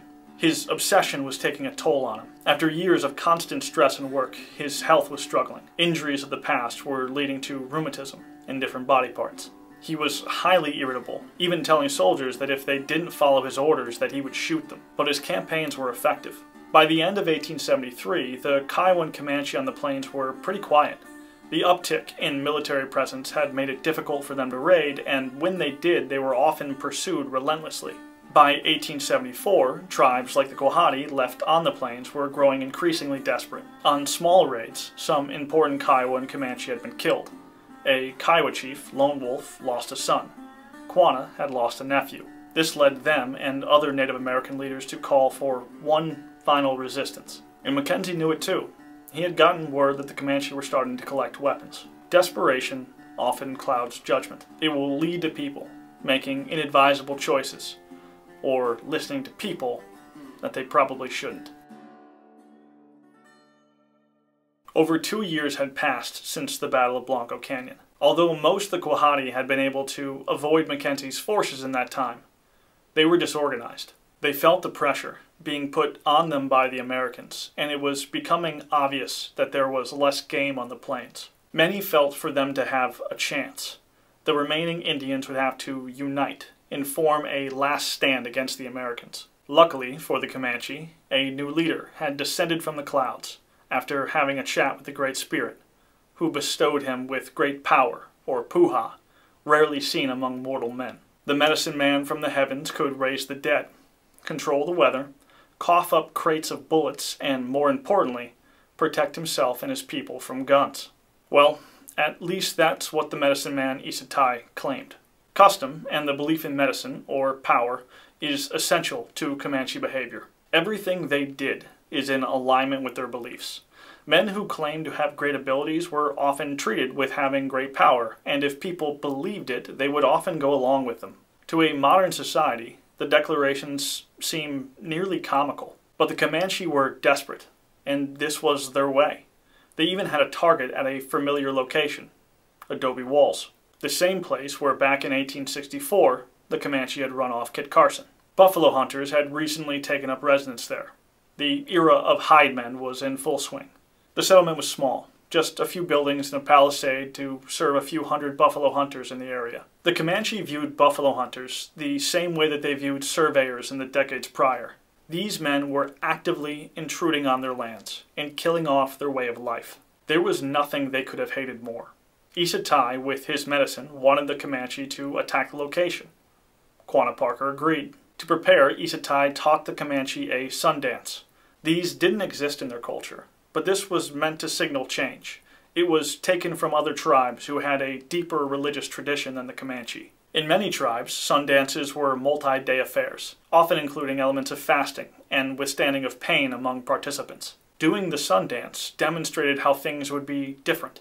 Isatai promised the Comanche that if they followed him, they would be protected, and they would have victory. With spirit and determination, Quanah Parker and his Quahati band were ready to engage the Americans again. This is something Quanah would have wanted to do regardless of Isa Tai, as he hated the invading whites now more than ever. On June 27, 1874, Quanah Parker and nearly 700 warriors made up of Comanche, Kiowa, and Cheyenne descended on Adobe Walls. Only 28 hunters were present, but they were awake when the attack happened in the morning. One of the hunters, Billy Dixon, wrote about what he saw. Quote, "There was never a more splendidly barbaric sight. In after years, I was glad I had seen it. Hundreds of warriors, the flower of the fighting men of the southwestern plains tribes, mounted upon their finest horses, armed with guns and lances, and carrying heavy shields of thick buffalo hide, were coming like the wind. Over all was splashed the rich colors of red, vermilion, and ochre. On the bodies of the men, on the bodies of the running horses, scalps dangled from bridles. Gorgeous war bonnets fluttered their plumes. Bright feathers dangled from the tails and manes of the horses, and the bronzed, half-naked bodies of the riders glittered with ornaments of silver and brass." End quote. It's wild to me how similar the accounts of white settlers are when they witness Comanche hordes coming down on them. You get the sense of real amazement and terror, and the accounts are consistent, with numbers that were essentially 40-1. It should have been a slaughter, but Isa Tai's medicine didn't pull through. The Indian raiders got within the small town on the first day, but behind locked doors and walls the hunters were able to repel the attackers. They attempted to regroup at a safe distance, but now the long-range buffalo guns caused serious problems for the warriors. Native Americans were not experts at siege warfare. They were raiders. Their preferred style of attack was to get in and get out, to overwhelm a surprised opponent, take the things they came for, and leave back to safety. That is what this attack was meant to be. But they had to regroup and change. Siege warfare was different. They trapped the inhabitants of Adobe Walls for days, but at a distance. Confidence in Isa Tai fell in those few days, as the medicine man refused to get within rifle range. To the Comanche, it was as if he didn't believe in his own puha. He may have been right to stay away, as the rifle ranges were further than they even knew. On the third day, Billy Dixon, the man from the quote before, shot a Comanche off his horse at 1,500 yards. That is not an exaggeration.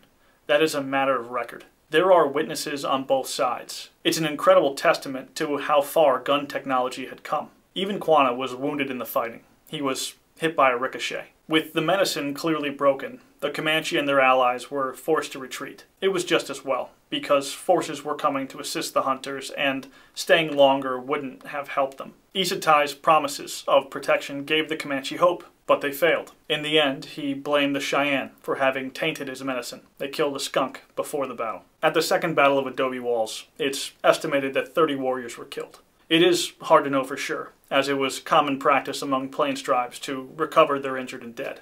15 bodies were left in the field, too close to the buffalo guns to be recovered. But the impacts of this battle were far worse for the Comanche than losing precious warriors. The event triggered the U.S. military and Colonel Mackenzie to launch a new massive offensive against the remaining Plains tribes, the Red River War, the final war of the Comanche. The Second Battle of Adobe Walls was the last straw for the Americans.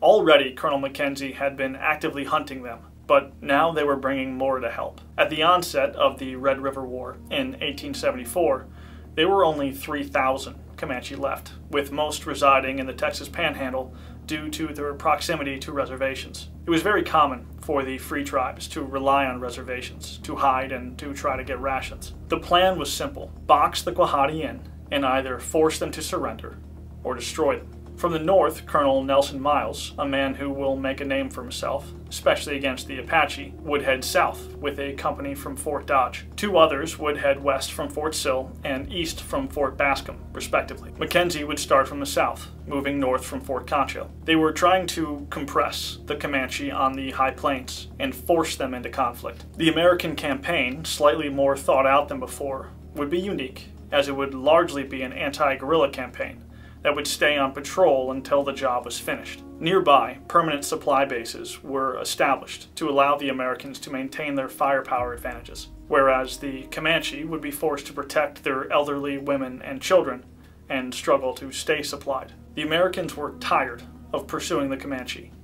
They were not leaving until the job was finished. The force patrolled for Indians for 4 or 5 months, engaging in small skirmishes throughout this time. Mackenzie was in pursuit of making a devastating blow. That opportunity arrived on September 25th. The Americans received word of a large village, chock full of supplies. The Comanche were banking on what they had to get them through the coming winter months. Mackenzie's 4th Cavalry approached Palo Duro Canyon overprepared with close to 600 soldiers and 32 Indian scouts, many of them Tonkawa. The journey through the canyon was not easy. Night fell, and camp had to be set before engaging with the Native Americans. That night, Mackenzie made a point to not make the same mistakes he made at Blanco Canyon or North Fork. He took precautions to protect their horses, not just guarding them. He had the men tie their legs together so they couldn't run. Just as predicted, the Comanche attacked that night, just as they had previously, but this time they failed to steal and stampede the horses. Mackenzie's obsession had made him prepared. Some Comanche were discovered in the morning, but they retreated.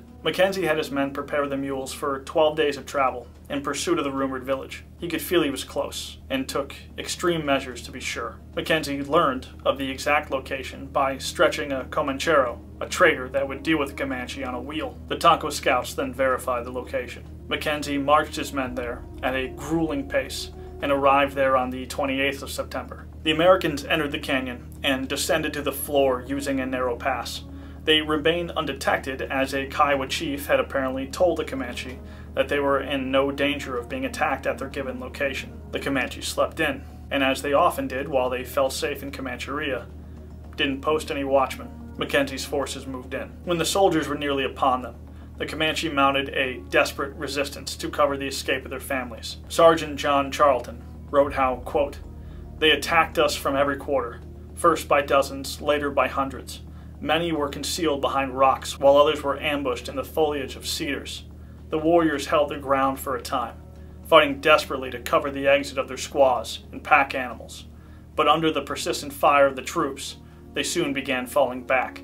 End quote. Surprised, outnumbered, and outgunned, the Indians abandoned their lodges. They left behind tons of buffalo robes and dried meat, as well as a ton of other important goods. Army blankets, tinner snips, stone china, cooking kettles, breech loaders with ammunition, bales of calico, and sacks of flour. Possibly infuriatingly, much of these supplies had come from the reservations. A contingent of Mackenzie's forces pursued the fleeing Comanche for 4 miles, killing 4 warriors before returning to the main division. With the main village now abandoned, Mackenzie ordered it to be burned. Bonfires roared. The scent of burning buffalo meat filled the air along with the smells of scorched Indian Department flour and sugar. Around 3 o'clock, his companies climbed back up the canyon walls, this time with 1,424 captured horses.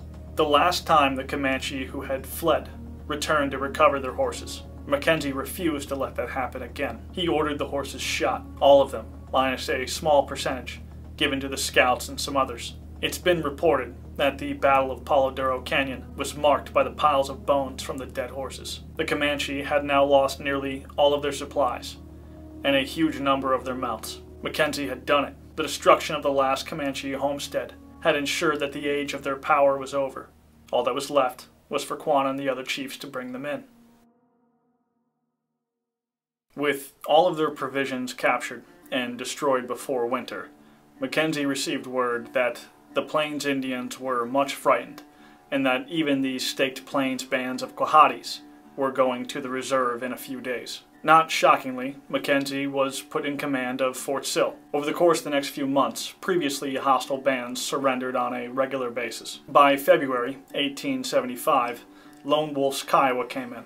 In March, almost 1,000 Southern Cheyenne did too. But Quanah Parker's Quahati continued to hold out on the high plains. There were only around 400 of them left, free, maybe only 100 warriors. Mackenzie now tried diplomacy. He sent a small group into the field with a Comanche chief who had surrendered, Wild Horse. Together they were able to track down the band. The Quahati were in rough shape. The winter had been hard on them, and it was clear that getting food was becoming difficult. They held council for 2 days. But in the end, Quanah agreed to surrender. Prior to the meeting, he had had a vision while meditating. He said that he prayed to the Great Spirit for guidance and saw a wolf. It howled at him and ran in the direction of Fort Sill. An eagle who swooped down at him did the same thing. Quanah took this as his sign. All he wanted was to be given the chance to hunt as he made his way there. He and his band left for Fort Sill in early May 1875. On their way, they tried to enjoy their last bit of freedom, but it was clear that their way of life was over. The buffalo were nearly gone. They arrived on June 2nd, where Quanah was greeted by Randall Mackenzie. Quanah and his band of Quahati finally entered Fort Sill in June of 1875. Once the most fearsome and powerful tribe on the plains, they were overwhelmed by the U.S. military and Randall Mackenzie. They were his obsession. But what happened next was maybe unexpected.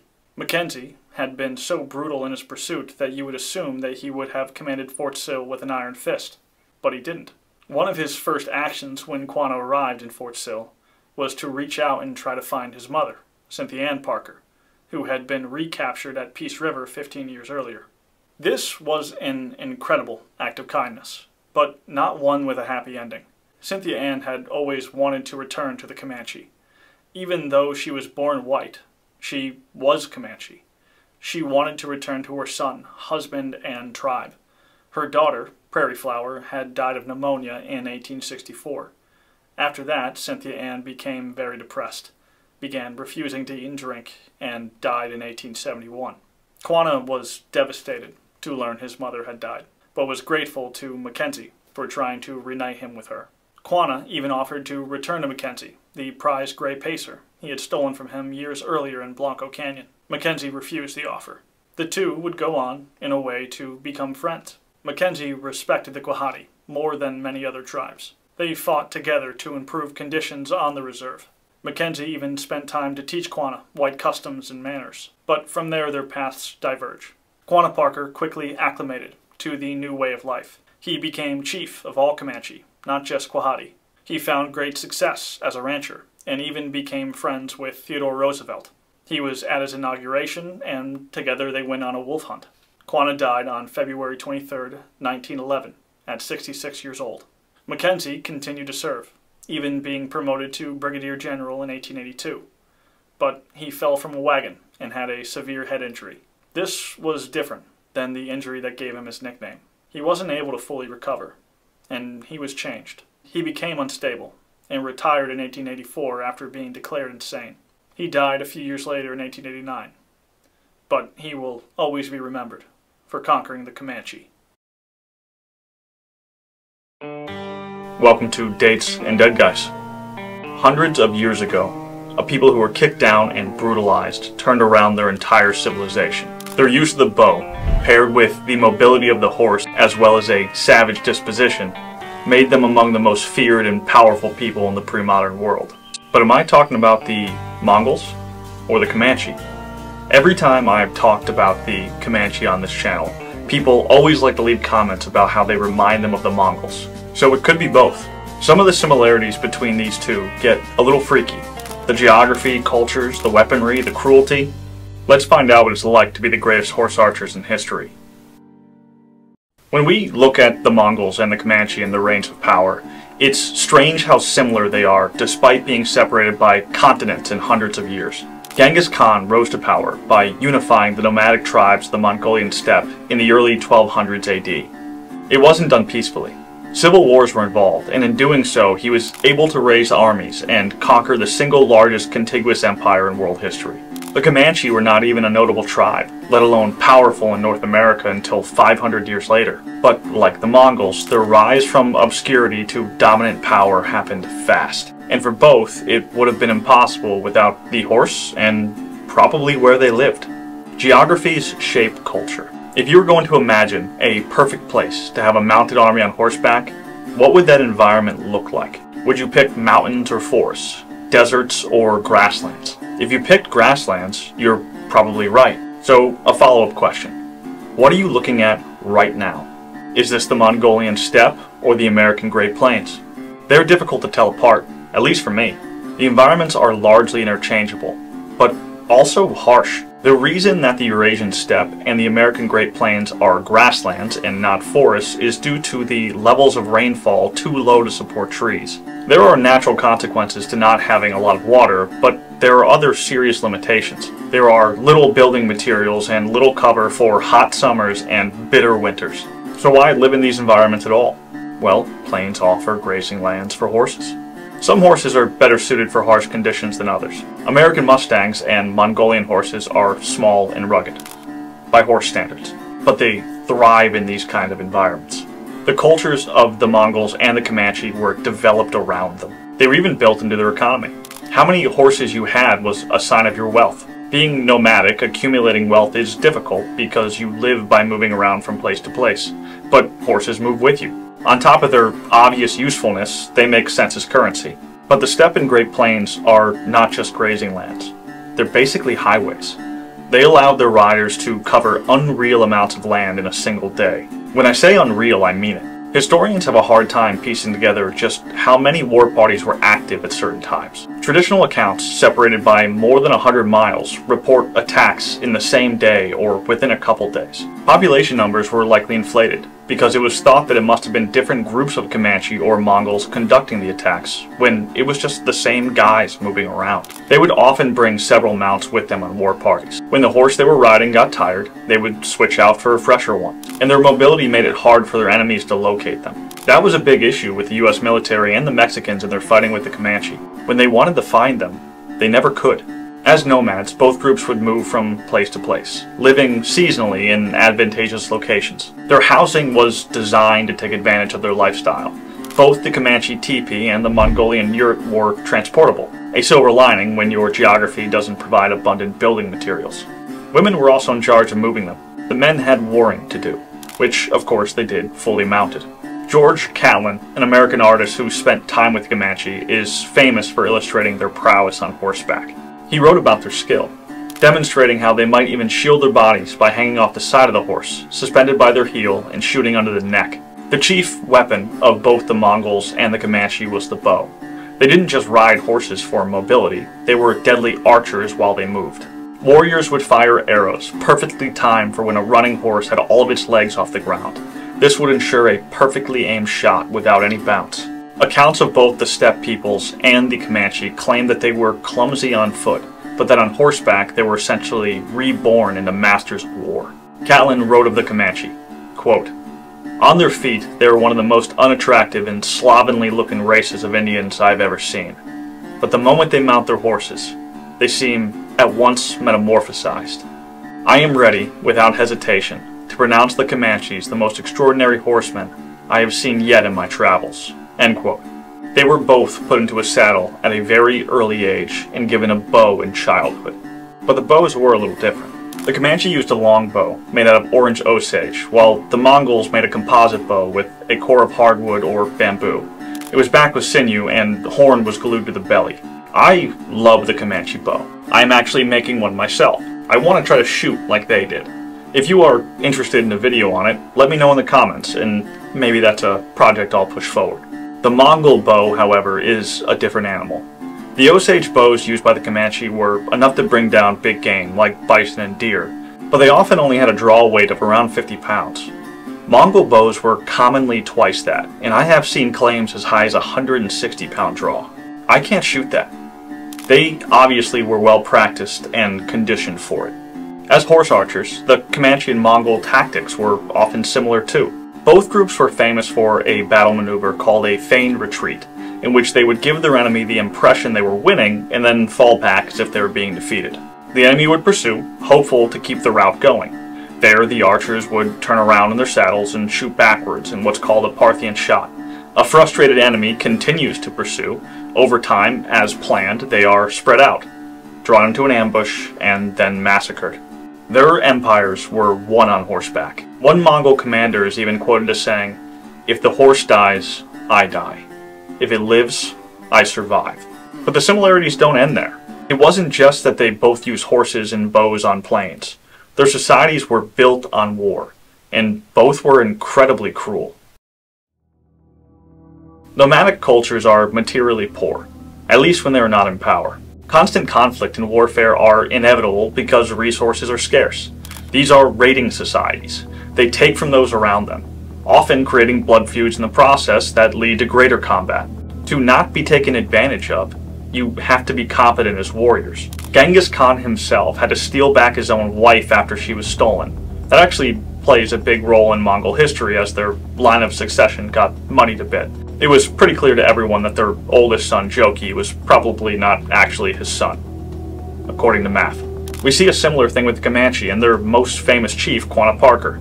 His mother, Cynthia Ann Parker, was a settler who was captured by the Comanche. It is one of the most famous Indian captive stories in American history. But raiders don't just take women. Taking and keeping land was important, whether it be grazing land for horses or prime bison territory in the Great Plains. Raiding was a way to provide for your people. As a warrior, it granted you status. The societies were organized around it. They also made others pay tribute and provide for them the crops that would make their people do the thing that they despised the most: farm. The Mongols and Comanche hated farming. At one point, the Mongols even debated wiping out a massive portion of the Chinese peasantry because they could turn those useless farms back into grazing land for their horses. The warrior portion of their culture was not something that left them. Modern societies view their own actions of cruelty as wrong. At least we try to in America. But the Comanche and Mongols at the time of their power were not very many generations removed from being the ones with the boot on their neck. Their cultures were not ones that took mercy. They were meant to wage war, and did so brutally. It's hard to stand out this way among history, but these two do. Author T.R. Fehrenbach makes the claim that in Comanche culture, there was no greater sign of bravery than to withstand torture. As such, the Comanche would commonly put their captives to the test. He provides an example of the level of cruelty. It also demonstrates the Comanche comfort with it. Quote, "A Spanish recorded description of the mass torture of a number of captured Tonkawas is enough to show why the subject of torture was always close to the minds of whites on the Amerindian frontier. In this case, the Comanche warriors staked out their victims and began applying fire to each of the captives' hands and feet until the nerves had been destroyed in each extremity. Then they amputated the ruined extremities and began the fire torture again against the sensitive bleeding flesh. All of the victims were scalped alive, so that they would know the full extent of their degradation. Finally, tiring of the business, the Comanche tore out the Tonkawas' tongues to silence their cries, and heaped the writhing victims' scrota and bellies with the blazing coals. The Comanche then went to sleep around the torture fire." End quote. I will follow that up with an equally troubling excerpt from S.E. Gwen's Empire of the Summer Moon.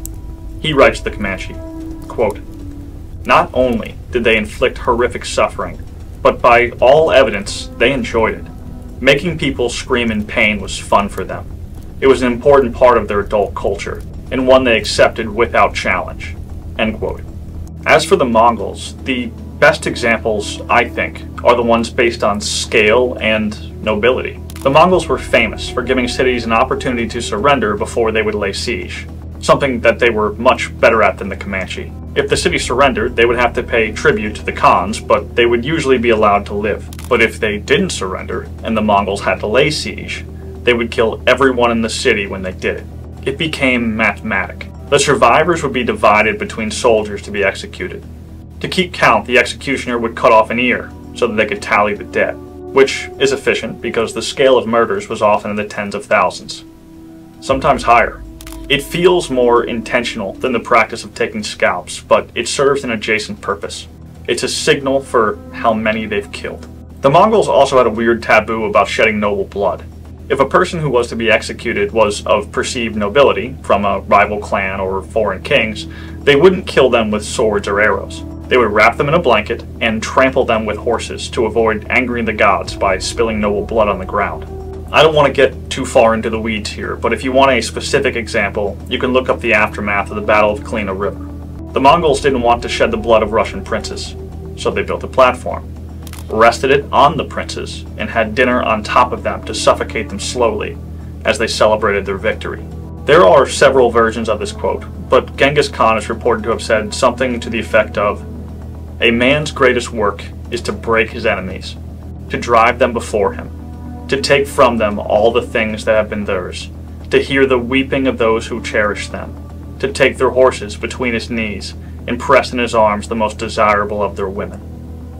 This is the part where most articles and textbooks will emphasize how the Mongols also facilitated trade and were tolerant of other religions.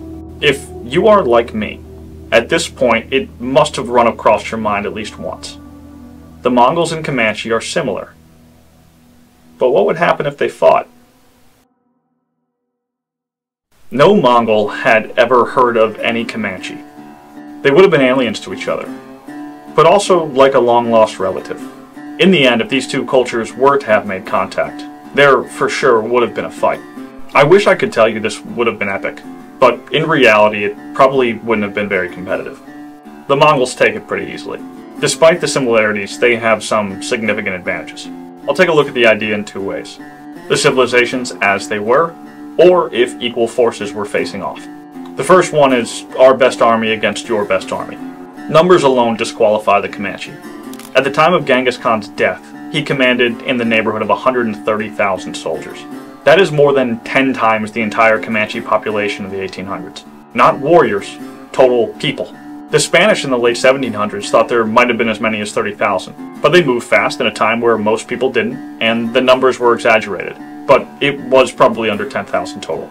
The scale at which the Mongols could operate was absurd. In 1258, the Mongols sacked Baghdad. Contemporary accounts put the deaths at around 800,000 people, but some historians think there was more, because they didn't count all the children that drowned. That is far from the only example of mass operations. The Comanche couldn't do anything like that, nor would they. They made it a point to only fight from advantageous positions.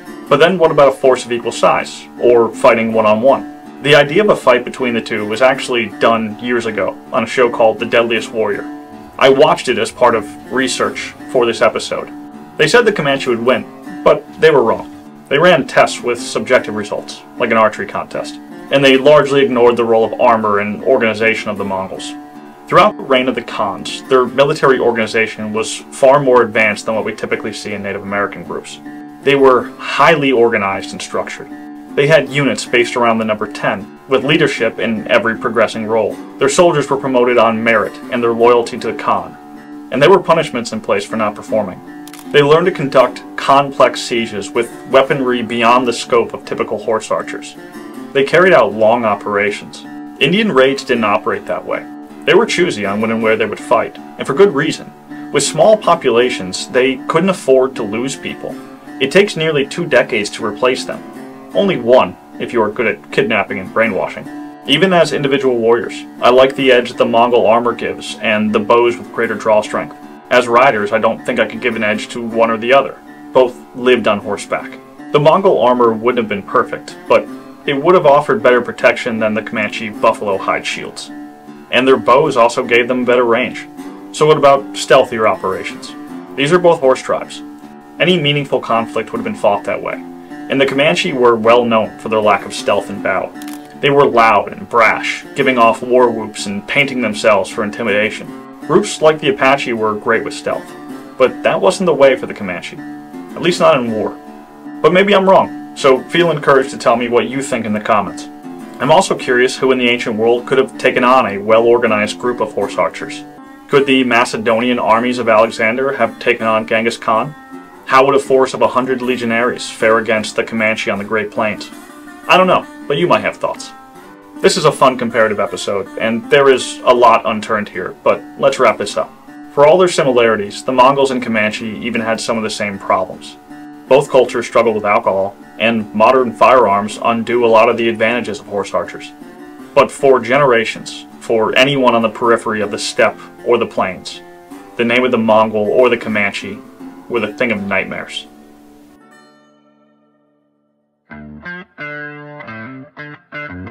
Thanks for watching the video. I hope that you enjoyed it and you come back to check out some of the other ones on the channel. If you have any questions, comments, or ideas for future videos, please send them in, and we'll hopefully get to all those.